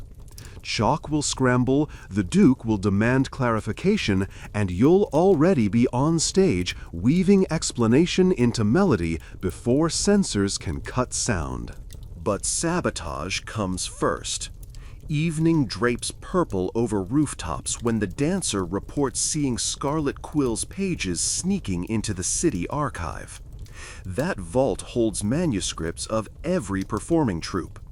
If they plant forgeries implicating you in treason, Chalk could revoke license faster than a snapped string. No choice, you plan a counter-heist. The archive's entrance is guarded by 2 yawning scribes who believe threats are measured in misplaced commas. You distract them with a spirited debate about whether ode requires 5 or 7 stanzas by guild law. While they unravel scrolls to confirm, the juggler scales a drainpipe, slips through an upper-level slit windows. Inside, shelves tower like forest canopies, parchment leaf litter carpeting the floors. He locates your dossier, sealed with plain wax, and checks for tampering. Nothing yet, but Scarlet Quill's file sports a fresh ribbon. Maybe they intend to swap wrappers later. He plants instead a decoy text inside their envelope, a glowing tribute to peasants overthrowing corrupt lords, signed, "Inspired by the Scarlet Quills." If discovered, it would paint them as radical agitators. You don't intend for it to surface, only to discourage them from forging yours. Insurance by mutual destruction. He slips out unseen, except by a cleaning mouse, and rejoins in a tavern cellar where you finalize tomorrow's set. You choose 5 pieces. 1 overtly joyous, 1 historical, 1 romantic, 1 comedic, and the finale, a patchwork of every secret line you've smuggled down this road. Each song contains nested references, melodies designed to unlock each other like puzzle boxes. Listeners who know the code will hear the full manifesto. Nobles will applaud the surface sparkle. Assassins may hear both, but hopefully too late. Moon drowns the city in milky light as you deliver medallions to allies. The baker who overcharges nobles but smuggles day-old loaves to beggars. The stable boy who dreams of fiddles. Twin seamstresses who stitch subversive verses into hemlinings. Each hums your lullaby as password. The network feels alive, like roots under cobblestones pushing against stone.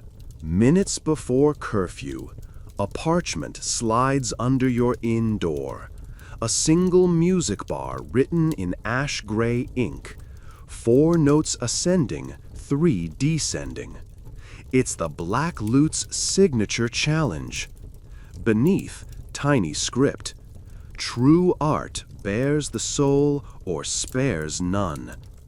A duel, perhaps musical, perhaps mortal, promised for the fete. You burn the note to prevent panic in the troupe, but the melody tattoos itself inside your brain. Fate day dawns with banners snapping against sunrise. Palace gates bloom open to a river of colors. Silk gowns, velvet doublets, paupers hired as living chess pieces. Armed guards line every archway, halberds reflecting morning orange. Your wagon, painted overnight with carnival swirls to appear harmless, joins the performers' procession. Backstage smells of sweat, lilac powder, and desperation. Scarlet quills rehearse scales like dueling mosquitoes. A contortionist prays to 9 gods at once. You pin the bronze sigil to your chest, heart thrumming under its cold weight. Stagehands list running order. Scarlet quills placed just before you, a deliberate trap. They'll warm audience with safe cheer, making your coded critique seem jarring. Sir Chalk, perched, cat-like near curtains, inspects props. You've hidden subversive lyrics not in sheets, but etched faintly along the inside rim of a tambourine, only legible if dismantled. He checks pages, finds nothing, moves on. The dancer winks. You swallow nerves whose flavor is metallic. Trumpets announce the Duke. Alaric strides into his gilded box, flanked by advisors and, unsettlingly, a hooded figure with a lute of polished ebony. The Black Lute under royal patronage, the rumor now fact. His presence at court means the Duke sponsors not just art, but its suppression. Scarlet quills perform. Rousing chorals praising harvests so abundant, barns burst. Battles so glorious, enemies begged to lose. Audience claps in rhythm, easy and safe. Chalk beams like a grandfather hen. Then your troupe steps into light. First song, Harbor Sunrise. Bright, lilting, praising honest work. Uptight nobles tap slippers unexpectedly. Second, Tide of Time, historical ode linking sailors past to present. No alarms. Third, the romantic ballad, its veiled charge against emptiness of wealth. You see flickers of unease among counselors. Fourth, comedic ditty about eels escaping barrels. Audience roars, missing metaphor for civic mismanagement. Chalk relaxes. The Duke sips wine. And so you begin the finale, a mosaic of motifs swirling like a storm gathering. As you launch into verse 2, faint humming rises from gardens. Workers in borrowed finery stroll paths, medallions flashing. Their hum grows into chorus, mirroring your melody, secret script made flesh. Guests murmur. Chalk sits upright. The Duke frowns, intrigued. You shift key. Ghislaine's rebec cries a haunting counterline. Dancers' ribbons trace invisible words. The coded lyrics bloom. Stone may crown the throne above, yet bread crowns the throne below. Hear the chorus, silver dove, carry seed the rulers sow. audience quiets, hypnotized by surface beauty. But the Duke's hooded companion leans forward, recognition in his posture. Black Lute plucks a dissonant chord that slices the air, a dual challenge. You answer with a swift modulation, folding his notes back into your theme like judo with pitch. He retorts, high, piercing harmonic that threatens to derail rhythm. You counter with unexpected minor resolve, weaving your guitar's drone through his, converting hostility into uneasy harmony that forces him to follow or fall silent. The entire courtyard holds its breath. Even banners seem to freeze. You step toward the edge of stage, eyes locking onto the masked assassin. Softly, you sing the lullaby that carried you over rivers, the one about millstones and unborn ghosts.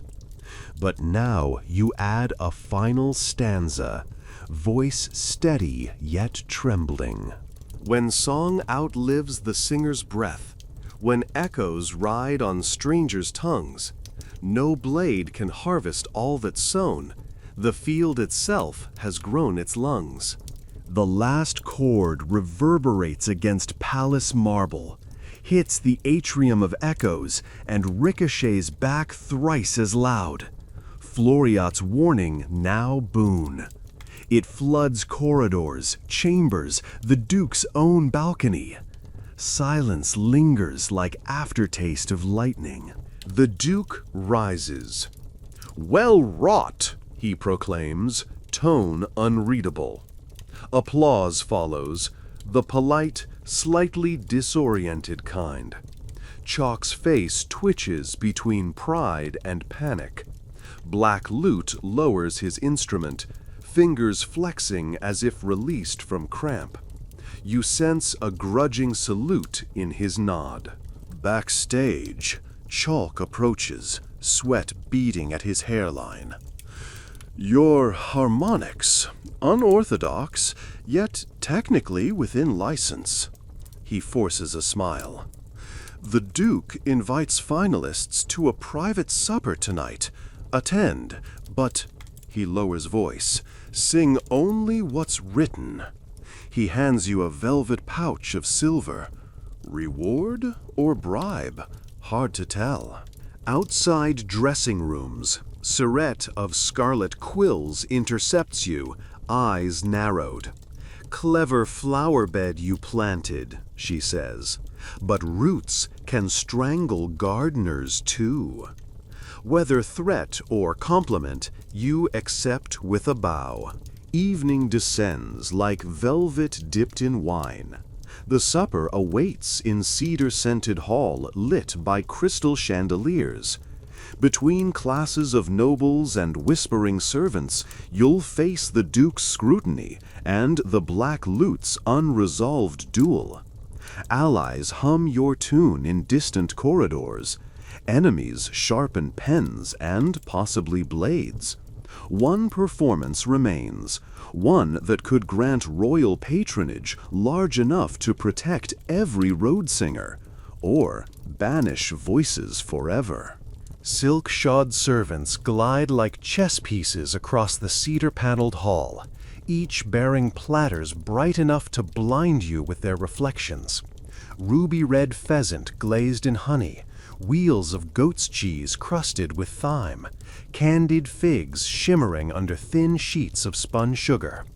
You catch yourself gawking. Food like this exists in folk tales, not on the same planet that forces you to trade ballads for stale oats. But Ghislaine nudges your ribs. Composure, minstrel. Down the long banquet table, nobles assemble in descending order of Pikakari. Satin sleeves whisper, perfume clouds skirmish mid-air, and gossip starts in sotto voce, then grows to an eager buzz as they study tonight's curiosities. Namely, Your road-worn troop sandwiched between jewel-studded courtiers and the rival scarlet quills, who grin like cats granted front-row seats at a canary recital. At the table's head, Duke Alaric reclines beneath an embroidered canopy of midnight blue. The man is younger than most of the rumors about him. Silver-streaked hair, sure, but shoulders straight as pikes and a smile polished enough to shave with. Beside him, the hooded musician lays the ebony lute across his knees and flexes long fingers over its string bed. Not a servant, not quite a guest, something sharper. A herald strikes a chime shaped like an iris bud, and conversation stills. The Duke bids welcome to artists, nobles, and distinguished friends, booms the herald. Tonight we celebrate harmony, civitas in concordia. That motto hangs on every city archway, though dockworkers joke it really means shut up and row. Nevertheless, the evening proceeds on ritual rails. Toasts to peace, platitudes about art sustaining hearts. Sip, nod, repeat. Then, Alaric lifts a hand. Music, he says, voice smooth yet edged, should taste of honesty. We have sampled candied verses all day. Let us now hear the raw fruit. Eyes flicker your way. The Wayfarer's Consort, Chalk must have provided that stage name, will open our informal divertissement. One song only, unaccompanied, something personal. Your pulse drums double time. An unaccompanied solo leaves nowhere to hide subtext. But refusing is death by etiquette, so you stand. A footman sweeps away your chair as if afraid you'll trip on it. Candlelight paints brass halos on every pewter plate. You inhale cedar, clove, fear. You choose Starlight Keeps the Ledger, a quiet lullaby your grandmother used to hum while mending ragged sleeves. On the surface, it's just a bedside comfort. Beneath, it's a plea for fairness recorded by the night sky itself. You let your voice tread gently over the opening phrase, no vibrato, letting the hall's wood soak up sound and return it mellowed. A hush ripples outward. Forks pause mid-air. Even black lute's fingers freeze. Count the breaths a queen has borrowed. Weigh them light as lute string thread. Measure debt in fields tomorrow. Pay with loaves the tyrant's dread. Between verses, you sense the floorboards humming, as though the atrium of echoes has cousins inside this dining chamber. The second chorus blooms, your voice fuller. Eyes water down the table, some from memory, some from unspoken guilt. When the final note hovers like fog over a river, you bow, heart galloping. Applause cracks, but not the perfunctory kind. It's real, if restrained. The Duke taps his goblet thoughtfully. Raw fruit indeed, he murmurs, slightly tart, pleasantly unexpected. Chalk exhales relief so loud it might qualify as music in itself. Surette of the scarlet quills tilts her head, calculating how to outdo pathos with pageantry. Alaric lifts 2 fingers. A steward places a silver goblet in front of the hooded musician. Master Corvin will answer, the Duke announces. So the black lute has a name, Corvin, like a raven minus its beak. He stands, pushes back the hood, and the hall gasps. His face is young, unlined, the eyes startling green. Neither assassins nor courtiers, but something in between. He rests that obsidian instrument against his chest and strikes a single chord that vibrates through your bones like a distant carriage hammering cobbles. His song begins wordless, an aria of strung-out, bending pitches, the sort sailors claim to hear on foggy seas when mermaids argue with storms. Gradually, syllables coalesce into a poem about wind erasing footprints before dawn. It's gorgeous, dangerous. It promises comfort, yet threatens to carry you away on undertows of melancholy. When he stops, silence collapses inward like a cat blinking. You are first to applaud, professional instinct, but Corvin's eyes flicker toward you, half challenge, half salute. The Duke claps twice. 2 cups on opposite ends of the shelf, he declares. Sweet and briny. Perhaps tomorrow they pour into the same basin. Cryptic compliments are his hobby, apparently. Servants resume pouring wine, but the power dynamic has shifted. Art now owns the room more than rank. During the next course, Chalk glides behind you and whispers, "Splendid recovery, but mind the margin. Tonight's compliment ends here. No further. Improvisation." He palms a folded parchment. Inside, a schedule for tomorrow's royal procession. You're slotted on a float trailing the Duke's chariot. Expected to play Ode to Laurel and Law 6 times in a loop. Perfect vantage for an accidental audience if you adjusted lyrics on the fly. Chalk's warning might as well be a dare. Dessert appears. Miniature sugared roses perched on custard swans. You trade yours with the acrobat who hates roses but loves custard. In this quiet barter, a note hidden inside the dessert wrapper changes hands to you. Tiny script. Dock Pier 7, midnight. Bring silence. No signature, but the S curves like Ghislaine's flourish. Yet she's beside you devouring caramel. Whose invitation? Corvin or Floriot relaying new intel? Either way, curiosity clutches tighter than caution. After final bows, guests drift into antechambers to wager on fencing displays or lubricate court alliances. You slip from tapestry shadows through kitchens where steam ghosts whisper vegetable secrets, out into a corridor leading towards servants' stairs. The medallion buys indifference from guards. They see only another entertainer fetching forgotten gear. Outside, rain waits like a cat that's already caught the bird. You draw your cloak close, counting arches as landmarks. 1, 2, gatehouse, then wet cobbles reflecting lantern halos. Sea wind carries brine and rumor. At Pier 7, fishing boats knock hulls like drunk friends. A hooded silhouette sits on bollards, legs dangling above black water. Corvin. "You sing honest," he says without prelude. "Honesty is expensive. Highwaymen charge double for it." Lightning far off illuminates his profile. "I once paid that price." You step closer. "Why summon me?" With warning and offer.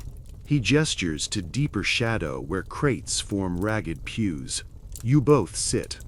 Rain needles water, casting rings that devour themselves. "The Duke enjoys your edge," Corvin says, voice low. "But edges cut hands that cradle them. There's talk of drafting you as court balladeer. Gold, lodging, protection. Condition, you rewrite repertoire to suit policy. I know because they drafted me last winter." His fingers pluck silent strings across the guitar's neck, muscle memory of melodies unsung. Refuse, and roads become hungrier. Accept, and your words feed you but starve the world. Either way, you're theirs. He tilts his face. Unless you play a third chord. What chord? Expose the Duke publicly. Force his hand to applaud common verse before he censors it. Tonight's finale planted seed. Tomorrow, while you ride the procession float, I'll weave counterpoint from palace balcony. Dock workers will echo us from streets.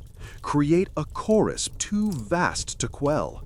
If Alaric silences it, he looks tyrant before visiting envoys.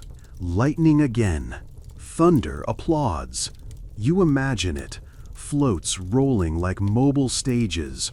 Streets brimming with sailors. Bakers. Children humming your lullaby. Corvin mirroring from high stone. Chords braiding mid-air. A symphony of sedition. Survivability? Questionable. But history seldom sings safe octaves. How do we keep Chalk from gagging us beforehand, you ask? Corvin produces a small lead seal, Chalk's official signet. Borrowed, he smirks, will stamp counterfeit orders, delaying his carriage until after the procession. He hands you wax and a blank scroll. Plans simmer between raindrops. You'll tweak Ode to Laurel and Law, so each repeat reveals new couplets praising river bargemen, seamstresses, all those absent from the Duke's tapestry. Street choir will catch on, verse by verse. By the time float rounds Cathedral Square, anthem will belong to crowd, impossible to disentangle. You part with coded handshake, 3 finger taps, an unspoken chord. Back at the inn, Troop waits anxiously. You unveil both peril and potential. Some blanch, some ignite. Ghislaine sums it. We're choosing between sold souls and maybe no souls. I pick maybe. Mutiny sealed. You spend night forging double sets of lyric sheets. Safe version for nosy handlers, hidden version stitched inside drum skin. The juggler practices flipping torches that, when clanged together, spark letters in ash. He'll spell listen once you start the subversive verse. Dawn. Procession banners whip wetly. Rain has eased to mist. Floats line the cobbles, puppet wagons, flower carts, a mechanical swan squeaking like rusty faith. Yours is a modest stage, draped in teal linen, embroidered with phoenixes, ducal insignia ironically apt. Chalk inspects, oblivious to altered drum. Trumpets blare, parade lurches forward. Crowd spills from alleys, umbrellas fashioned from oiled paper sacks. You strum opening chords of approved ode. Audience smiles politely. Second repeat, you substitute one phrase. Leaves bow to roots. Small ripple as dock workers notice. They hum back. Third repeat. Chord progression modulates. Corvin's balcony lute answers. Sound threading through rain like silver twine. You sing louder. Laurel may crown the brow of power, but wheat crowns the table where children grow. The juggler sparks torches. Listen. Flickers smokily above umbrellas. A fisherwife claps off-beat. Then 3 children shout singing refrain. Momentum swells. Guards glance uncertainly. Chalk's carriage, you suspect, idle at palace gate per forged order. By Cathedral Square, thousands chant lines you haven't even sung yet. Oral wildfire. Corvin unleashes counter-melody, an uplifting Ulian piper trill impossible on lute, yet somehow he coaxes it. The duet merges with rain percussion. Cartwheels rumble bass. Bell tower tolls accidental harmony. For one breathless minute, city becomes instrument of itself. The Duke's chariot wheels around corner. He stands, bewildered at anthem he didn't commission. Instinct urges him to wave, as tyrants often do when unsure if crowd loves or loathes them. He opts for regal nod, playing along. But his advisors blanch. They know any later crackdown will contradict this public endorsement he just pantomimed. Procession ends at Grand Plaza. You hop from float, bow exaggeratedly at Duke's dais. Crowd roars. Chalk arrives panting, demands explanation. You hand him the signet-stamped order, delaying him. He recognizes his seal, eyes widen. "Forgery!" he whispers. "Genius," you correct softly. "You can denounce us, but after today, the people will wonder why harmony frightens their rulers." Nightfall summons emergency council in Palace Theater. You're told to attend. Court whispers predict either reward or exile. The troupe huddles backstage beneath velvet drapes smelling of dust and old triumphs. Lamps dim, only the Duke's box glows. He addresses assembly. Music grows like ivy. Prune too harshly, the wall cracks. But leave it wild, bricks vanish. He surveys you, Corvin, the nobles. Therefore we shall build trellises. He decrees creation of the Concordia Collegium, a guild bridging folk and court music, ostensibly to guide lyrics, but also to save face. Your troupe named founding members, salaried, yet free to travel under ducal banner, an indelible passport. Conditions: quarterly return to capital, contributions to public works concerts.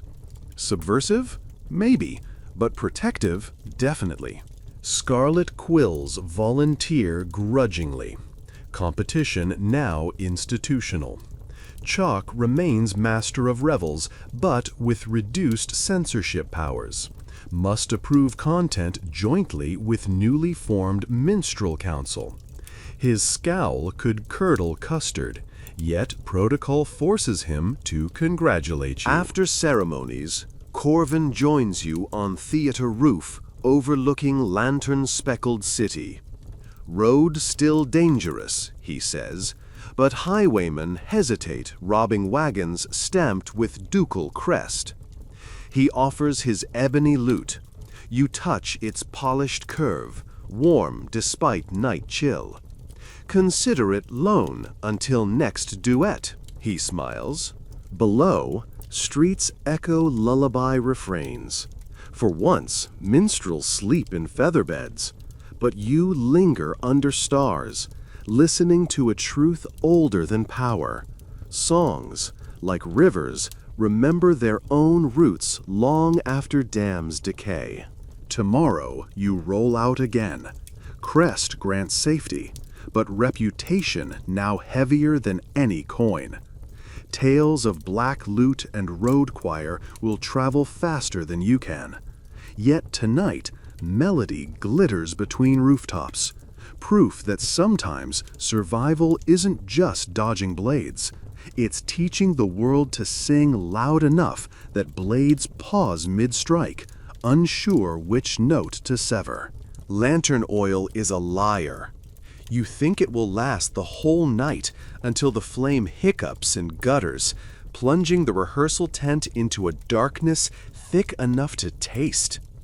Strings snap mid-tune, bow hair snarls around pegs, and somewhere in the murk, a juggling pin finds your shin with sermon-level conviction. You hiss, hobble, and fumble for the tinderbox, but a softer glow arrives first. Ghislaine's firefly lamp, 1,000 pinpoints swirling inside a glass globe. They drift like tiny prophets across the canvas walls, mapping faces both dazed and amused. "Intermission," she declares, voice echoing against damp hillside. 5 minutes to locate dignity and any stray limbs. Outside, storm clouds swallow the moon. You catch the scent of pine and distant lightning. All show, no encore yet. And remember that you've climbed a range called the Widow's Teeth to reach this valley hamlet, precisely because no reasonable army, tax collector, or highwayman bothers to. But rumor rides faster than soldiers. 2 days ago, a courier pigeon wearing a crimson ribbon delivered the latest writ from Duke Alaric's brand new Concordia Collegium Grand Debut Festival to tour border towns, effective immediately. Present folk court fusion repertoire. Strengthen civic morale. Political trellis, meet travel dust. So here you are. Portable stage, crates of props, the Duke's phoenix crest stitched on every banner, like an apologetic pardon. Protection, yes, but also a target shaped like a gold coin. Chalk, demoted, yet undeniably present, ravels scrolls by candlelight at a barrel table. His expression reads, "If the gods loved me, this ink would be poison." But he honors the guild charter and begrudgingly handles logistics while you and Corvin craft nightly miracles out of ropey vocal cords and instrument guts. Tonight's venue, a meadow behind St. Vero's shrine. Elevation 3,000 feet, population thin, superstitions thick. Villagers insist the wind here knows names, whisper wrong, and it steals them. They offered votive breads shaped like ears to placate it. You tasted one, rye with nettle honey, surprisingly kind. Farther downhill, beyond the last circle of torchlight, stands the cause of your current insomnia, a rickety wooden bridge spanning the gorge, the only road east. Scouts reported fresh axe marks on its pilings, signs someone's weakening the supports. Could be local pranksters, could be bandits wanting tolls, could be something hungrier. Corvin suggested delaying departure till daylight. Chalk insisted schedule is iron. You haven't voted yet, but your gut hums the low drone of approaching trouble. A horn blasts, a sheep horn, not military brass, from the watchtower wagon positioned at Ridgecrest. 2 notes, visitor approaching. You grab cloak, nod at Ghislaine. She extinguishes fireflies, plunging tent interior to ink. Outside, rain begins its audition. Figures emerge on the muddy lane. 3 riders, 1 pack horse. Lantern reveals glints on chainmail collars, but tabards are civilian brown. Lead rider dismounts, throws back hood. Surprise sharpens the chill. Floriat, the sparrowhawk smuggler, who once traded you anti-boil salve for smug sonnets. He bows low. Evening, gilded songbirds.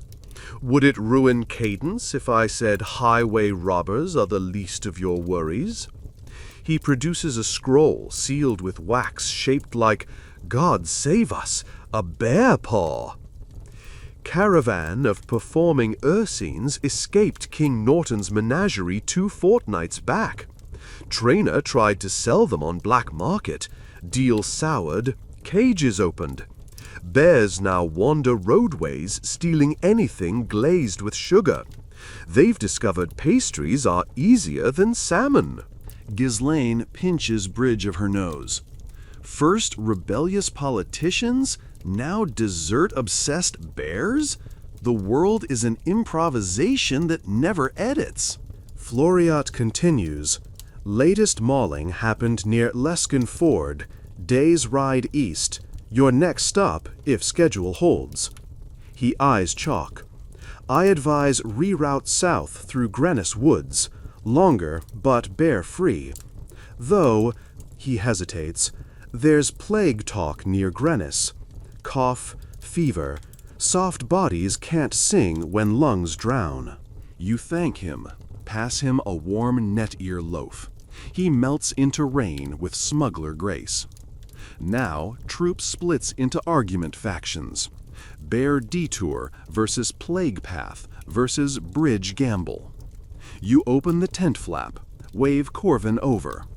He stands bareheaded in rain, face tilted upward like listening to distant harmony.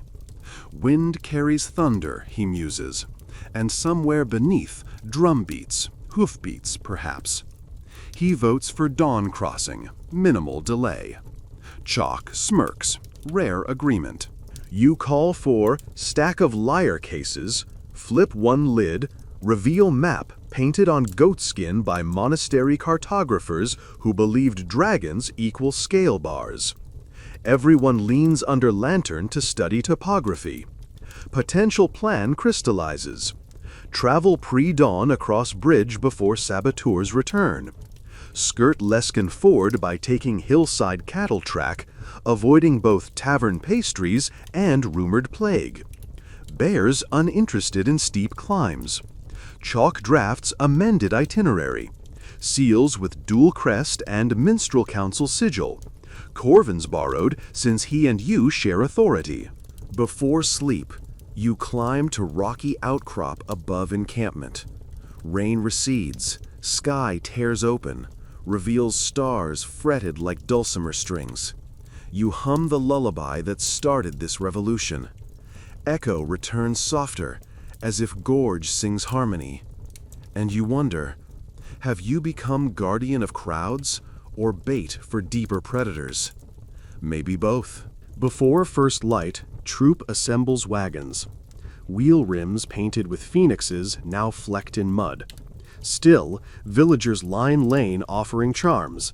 Braided grass bracelets, tin medallions hammered with wind runes. An old woman presses a wooden whistle into your palm. If names begin to wander, she says, blow thrice. Wind gets curious and follows sound instead. You pocket it, not entirely jokingly. Horses groan uphill to bridge. Dawn bleeds gray. Structure looks frail. Boards missing, ropes frayed. But central span seems intact. Chalk orders silence. Acrobat scouts ahead nimble as gossip. Midway he crouches, taps plank, signals safe enough. One wagon at a time. Halfway across, your wagon jolts. Loot cases rattle. You peer over edge, river far below, foaming through boulders like rabid tea. Ghislaine murmurs prayer to whichever saint invented counterweights. Rear wheel creaks, but team lurches forward. Breath held, breath released. Bridge held. Last wagon, provisions cart, rolls when snap erupts like bone. Sabotaged post gives. Entire rear corner drops. Animals scream, scramble. Quick-thinking juggler leaps, cuts trace lines. Horses bound forward, wagon teeters, then stabilizes on remaining beams. Barrels spill, smashing planks into kindling. You sprint, help haul crates of flour and lantern oil onto safer boards. When final hoof lands on east bank, bridge surrenders with groan, collapses, sending remaining debris to watery grave. Path home just burned itself. Chalk exhales shaky laugh. We move, he barks, reclaiming composure by pretending he never lost it. Troop sets pace up cattle track carved into mountain flank. Mist clings like spiderweb cotton, muffling hooves. You listen for bear growls, plague coughs, or wind stealing names. Only sound is ongoing thunder, not skies, but deeper, like drums inside hillside. Hours later, ridgeline opens onto plateau overlooking Lesquen Valley. Far below, smoke columns spiral from village chimneys. Through spyglass you see livestock pens and, unsettlingly, large shapes lumbering near Bakery Lane. Bears, honey brown, snout deep in pastry carts while bakers wave rolling pins ineffectually. Worse, townsfolk cluster at well, coughing violently. So both threats nested together. You thank every fickle deity for detour. Still, Valley Road intersects tomorrow's concert destination, Fortress Briarwall, a border garrison where Collegium expects performance to rally troops nervous about skirmishes with nomad clans. Without passing Lisquen, you must cut through Grennis Woods after all. Plague rumored, but better risk of cough than claws? Company votes, majority agrees. Entering forest by twilight, air thick with moss perfume. Trees lean like old philosophers. Chalk allows only dim lanterns to avoid drawing attention. Ahead, path forks. Left shows ruts of merchant traffic. Right looks forgotten, but your map scribble indicates both merge near Stone Huron Bridge by dawn. You choose right, hoping fewer encounters. Nightbirds chirp, then hush, ominous sign. You ready whistle charm. Wagon lantern catches glint, eyes low to ground. Not bear, shapes smaller, dozens. Feral hogs rooting. They snort, scatter as wagons creak, but suddenly boar matriarch charges front horse. Driver yanks reins, wagon veers, wheel sinks into mud, axle snaps. Corvin leaps down, draws dagger, not to fight boar, but to cut harness before horse breaks leg. Hog retreats into brush. Stranded cart holds stage backdrop frames and costume trunks, too heavy to carry entire load. Quick crisis council. Salvage essentials, instruments, banners, props used tomorrow. Leave bulky scenery. Ghislaine mourns velvet sky drape with embroidered constellations. You cut away Orion and Cassiopeia patches to sew onto cloaks later. Small comfort. Repairs hopeless. Cart abandoned as rain returns. You press on, slower, hearts damp as cloaks. Midnight near. Mist wraiths swirl across path, lantern halos shrinking. Then faint glow ahead. Campfire? You motion halt. Corvin scouts, returns whispering. Pilgrims or plague victims, 8 or 9, lying in clearing. Weak, coughing. Discussion tense.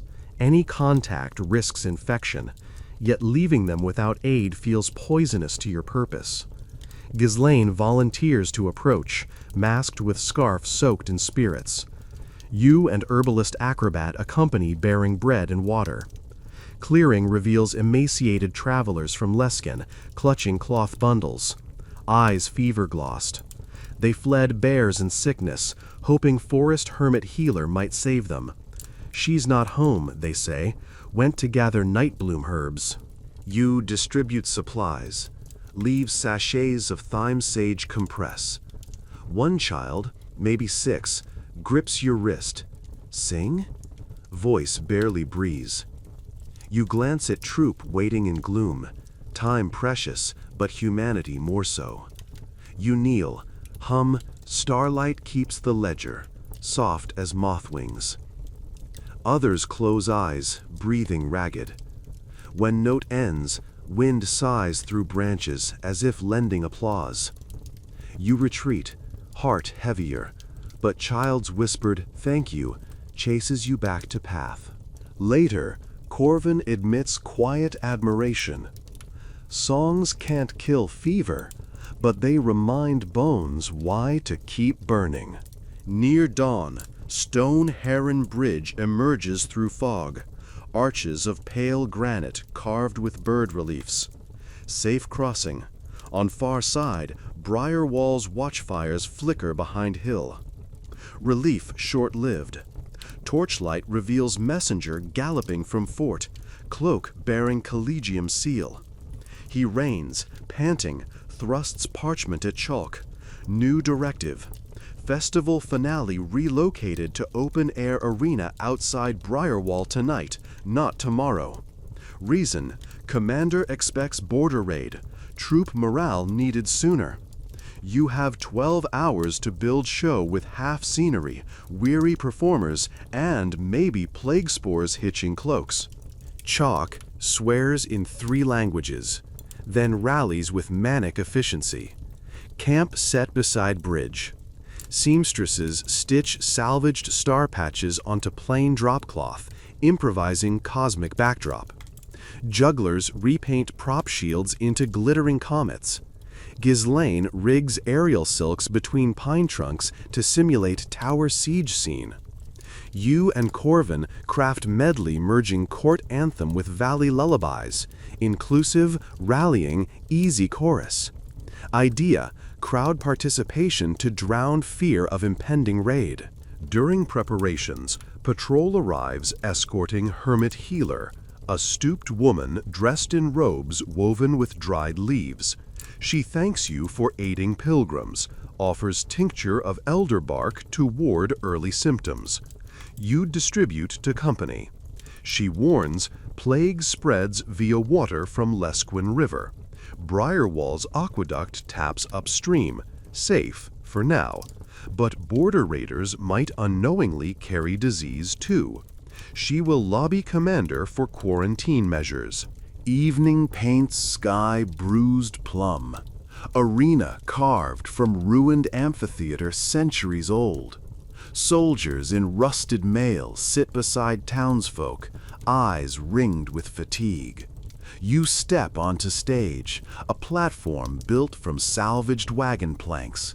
Spot commander, stern but curious. Chalk announces songs for storm-lit nights. Drums thunder first beat, actual thunder answers, timing delicious. Set unfolds. Acrobats soar like hope over ramparts. Juggling torches trace fiery constellations across patched backdrop. Corvin's black lute sings counterpoint to your whistle and lyre. You teach chorus. Hold the line, hold the tune, daylight follows borrowed moon. Audience echoes, timid, then louder, boots stomping wood benches. Mid-performance, watchtower bell tolls. Nomad scouts sighted. Panic flickers, some soldiers rise. Commander gestures for them to stay. He'll deploy once message confirms threat level. Your job now, life support for fragile morale. You nod to troop. Shift to River Doesn't Break, ballad about water finding new course around stone. Ghislaine descends silk ropes holding lanterns like twin moons, bathing crowd in calm glow. Chorus repeats, thunder softens. Messenger returns whispering in commander's ear. Relief washes his posture. Scouts mistaken, raiders miles off. Crowd senses shift, cheers. Commander himself joins final refrain, voice gravelly but earnest. When last chord lands, silence blankets like fresh snow. Then uproarious applause spills into night. Commander strides on stage, clasps your forearm. Your music turns swords into shields, he says, half poetic. He awards Troop 3 supply wagons to replace lost cart, plus escort through next province. Chalk nearly faints in gratitude. You realize victory tastes not like honey pastries or bear avoidance, but like cough-free breaths of hundreds singing in fearless unison. Later, backstage, Hermit Healer informs you plague likely contained if Lesquin River trade suspended. She'll stay to treat refugees. She gifts you carved bone pendant shaped like heron, symbol of bridging worlds. Corvin threads it onto your lute strap. We carry rivers and songs, he says. Rain begins gentle, rinsing amphitheater of fear. Campfire debrief. Chalk admits minstrels surpassed his darkest expectations. He proposes toast to survival. Even Ghislaine clinks tens with him. But you glimpse horizon where tomorrow's roads weave unknown knots. Bears still roam suites. Raiders still prowl borders. Politics still cage art. Yet tonight melodies felt heavier than steel. You pull out wind whistle charm, blow 3 notes. Breeze answers through pines, swirling embers skyward. No names stolen. Maybe wind decided to listen instead. You smile, tuck whistle away. The road ahead promises final leg toward capital for grand summit of collegium. All guilds, nobles, maybe foreign dignitaries craving this new brew of folk and crown.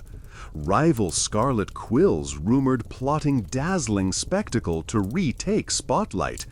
And buried somewhere in court, forces unhappy with your growing influence sharpen quills into daggers. But that crossing awaits dawn. For now, troop drifts to sleep beneath patched star canopy. You lie awake, counting real constellations through tent gap, mapping possibilities. One more chapter to sing, one more gambit to play before curtain closes on this wandering saga.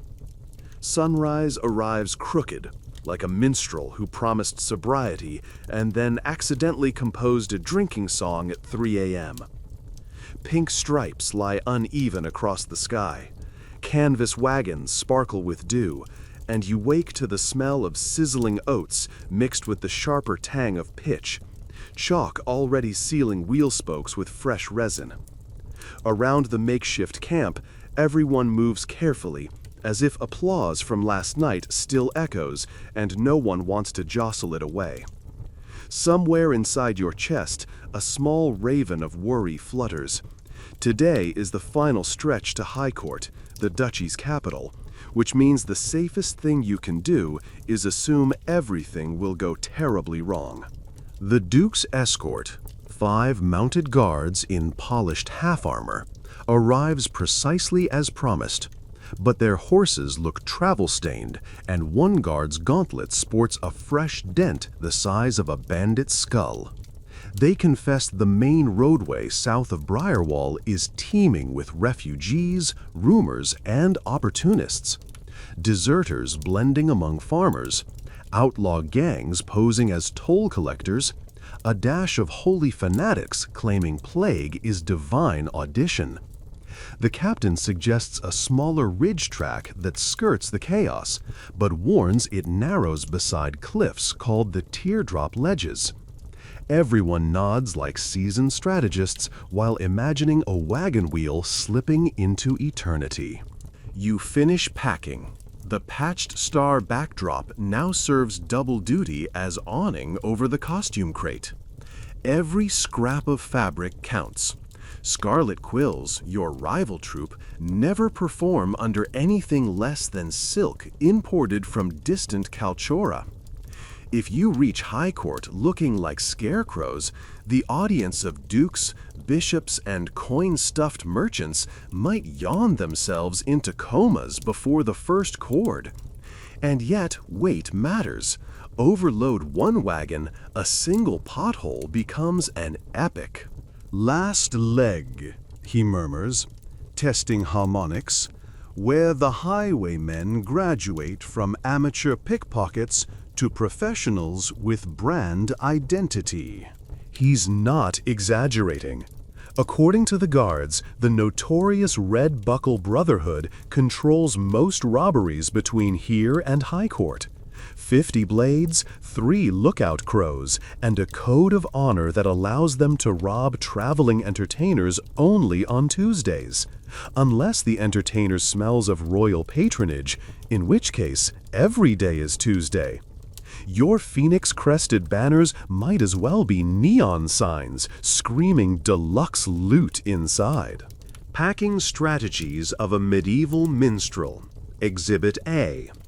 Place anything irreplaceable, songbooks, tuning forks, the heron pendant, inside a false-bottom chest no heavier than a crate of turnips. Then place actual turnips on top. Highway thieves rarely risk opening vegetables for verses. Exhibit B. Keep a reserve loot strung with iron wire instead of gut. From a distance, it looks impressive. Close up, it sounds like a startled cat. But in a pinch, it doubles as club. Corvin carries that one. By mid-morning, the caravan noses onto the ridge track. Forest recedes. Scrub pines stand like spear points against sky. Below, you glimpse the main highway, a creeping line of carts, livestock, and humanity. Somewhere a brawl erupts. Dust blossoms, hooves scatter. You thank every unwritten ballad for choosing the ledges, even as wagon wheels groan. Hours pass, measured by the rhythm of hooves and Chalk's muttered arithmetic. He recites supply inventories like penance. Ghislaine walks atop the first wagon, arms outstretched for balance, studying wind currents as though choreographing tomorrow's aerial routine. Every so often she flicks a ribbon to test turbulence. Acrobat nerves never rest. Mid-afternoon, the guard captain raises hand. Halt. Farther along, the path pinches to a single cart's width, bordered by sheer slate wall on left, chasm on right. A toppled merchant wagon blocks half the track. Its cargo, wooden casks, burst open.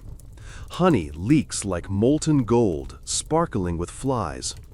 Two figures kneel beside wreckage, cloaks dirt-caked, shoulders shaking as if morning spilled sweetness. No horses, no blood, just honey and men. The captain calls out.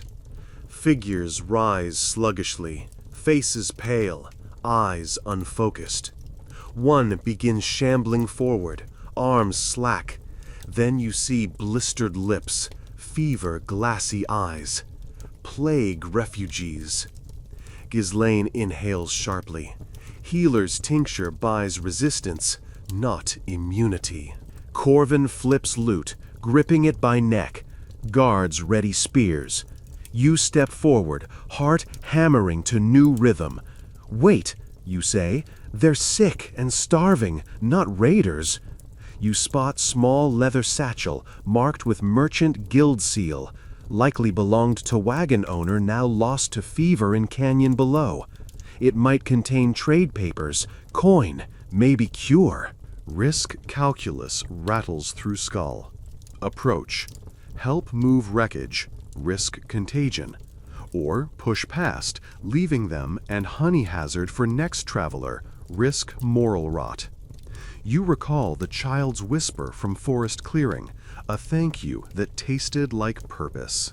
Decision lands like chord progression. You will help, but with rules. You soak scarf in elder bark tincture, tie across mouth. Ghislaine does same. Together with two guards you advance, instructing rest to stay back. Fevered men mumble about sky sugar and burning throats. You offer water, bread ends. They clutch greedily. You direct them aside, then everyone tilts remaining honey casks to drain over ledge. Less tempting for bears, less sticky trap for wagons. Guards roll merchant's broken cart just enough to clear passage. You toss men 2 blankets from surplus, instruct them to head northwest toward Hermit Healer Camp. Risky, but best option. As you retreat, one fevered man presses something into your palm. Small carved buckle, dyed crimson, symbol of red buckle brotherhood. He rasps, "Payment, toll paid. Tell them Harl sends regrets." Then he shuffles after companion, disappearing into scrub. Back among troop, you reveal Buckle. Captain curses, reporting that a plague outbreak among Brotherhood means desperate robbers could attempt forced collection of medical supplies. Chalk's knuckles whiten around ledger. Journey resumes. Evening seeps. Teardrop ledges widen into grass-swept saddle. Captain recommends overnighting here, defensible, away from tree cover that hides ambushers. You form wagon circle, lanterns hung on pikes. Ghislaine, ever theatrical, unfurls patched star cloth overhead as communal ceiling. Corvin picks gentle chords while dinner cooks. Stew of lentils, smoked hare gifted by Briarwall Mess Hall, pinch of wild thyme. Stories trade across firelight. Guard trainee explains crest dents, boasting about single-handed skirmish with road bandits. Truth, slipped off horse, helmet found rock. Chalk recounts earliest guild audition, where he played a drum so badly it impressed judges with audacity. Laughter weaves into night, layering camaraderie over nerves. After stew, you examine buckle by lantern glow. It's red dye smeared, wood cracked, looks like farewell token, maybe signal to Brotherhood scouts. These travelers paid. But honey wreck men clearly not in shape to enforce anything. Could still be trap. Scouts find token, decide victim died. Toll void, new toll required. You pocket it anyway. You volunteer for first watch. Captain pairs you with youngest guard, Elith, whose sword is longer than her bedtime stories. Wind whistles through saddle grass. Stars blink behind shifting clouds. Halfway through watch, rhythmic clink, hoof on stone, muffled. You signal hush. Down slope, silhouettes glide. 5 riders, no lanterns, moving like wolves. They pause at sight of your fire-dim circle. One dismounts, steps forward, voice carrying just enough. Travelers, we seek no quarrel. Brotherhood requests routine compassion toll. Hand over coin and Duke's crest items, we spare wagons. Captain emerges, helm gleaming. Guards fan out. You stand, buckle in hand. Call back, Brother Harl already collected today, left his mark. You toss buckle into torchlight. Leader strides into light, weather-creviced face, eyes calculating. He lifts buckle, inspects crack. Harl's dead 3 days, he says. Nice try. Tension snaps like lute string. Corvin nudges juggling pins into sling, weighted ends disguised as performer gear. Ghislaine slides a dagger along ribbon. You feel throat tighten. First real combat ahead? Musician fingers learn new instrument, sword. Leader whistles. Archers appear on ridge, arrows knocked. Outnumbered, out-aired, and plague risk if they're infected. Must pivot. You step forward, raise hands. We have something more valuable than coin, you announce. A song never before heard, dedicated to Red Buckle Brotherhood's legacy. Chalk sputters, Captain gapes, but you continue. You can take gold that spends in days, or anthem that echoes generations. Silence. Leader studies you. Words buy no bread. Words buy memory, you counter. Ballads make legends. Bards wander far, sing about fearsome brotherhood who spared minstrels, who fought plague with steel and kindness, who took honey, not blood. People believe songs. You gesture to troop. Let us debut it now. If by final note you're unmoved, take the crest, the wagons, everything. Corvin understands immediately. Begins minor chord progression, low and haunted. Ghislaine thins ribbons through fingers like violin bow across air. You weave lyrics improvisationally, praising brotherhood cunning, highlighting code of not harming singers, elevating them as defenders of road against cruel tax lords. During chorus, you modulate to triumphant major key. Archers' bows lower incrementally. Second verse introduces plague threat. You paint image of brotherhood escorting sick to healers, tool of terror turned shield of mercy. You slip subtle flattery. Leader's eyes like hawk, heart like oak. Musically inflate his ego until it floats above greed. Final refrain invites audience. guards, troop, even archers, to hum bass-line drone. Meadow fills with untrained voices. Night breeze carries harmony along ridge. Your heart thunders.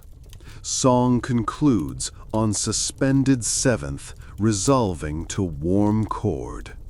Silence stretched, trembling. Leader exhales, steps back. Fine bargain, he says. Your legend better travel fast. He pockets buckle, signals men. Archers vanish into dark. No coin exchanged. A whistle slice of wind, then nothing. You collapse onto grass, limbs shaking. Captain mutters praise flavored with irritation. Chalk scribbles amendment. Songs as currency, especially when broke. Ghislaine whispers, you realize they'll want sheet music next time. You laugh, sudden and bright. Dawn's copper rim edges hills. Caravan breaks camp early. Led by ducal escort, you descend into fertile lowlands, apple orchards, wheat waves, and in distance, High Court's ivory spires catching morning sun like polished bone. City walls bustle with banners, festival fever already visible. Approach roads lined with vendors hawking souvenirs, wooden phoenix pins, miniature lutes, candied oranges shaped like Duke's face, unflattering. Posters plastered on tavern doors, Concordia Collegium Grand Gala, tonight only.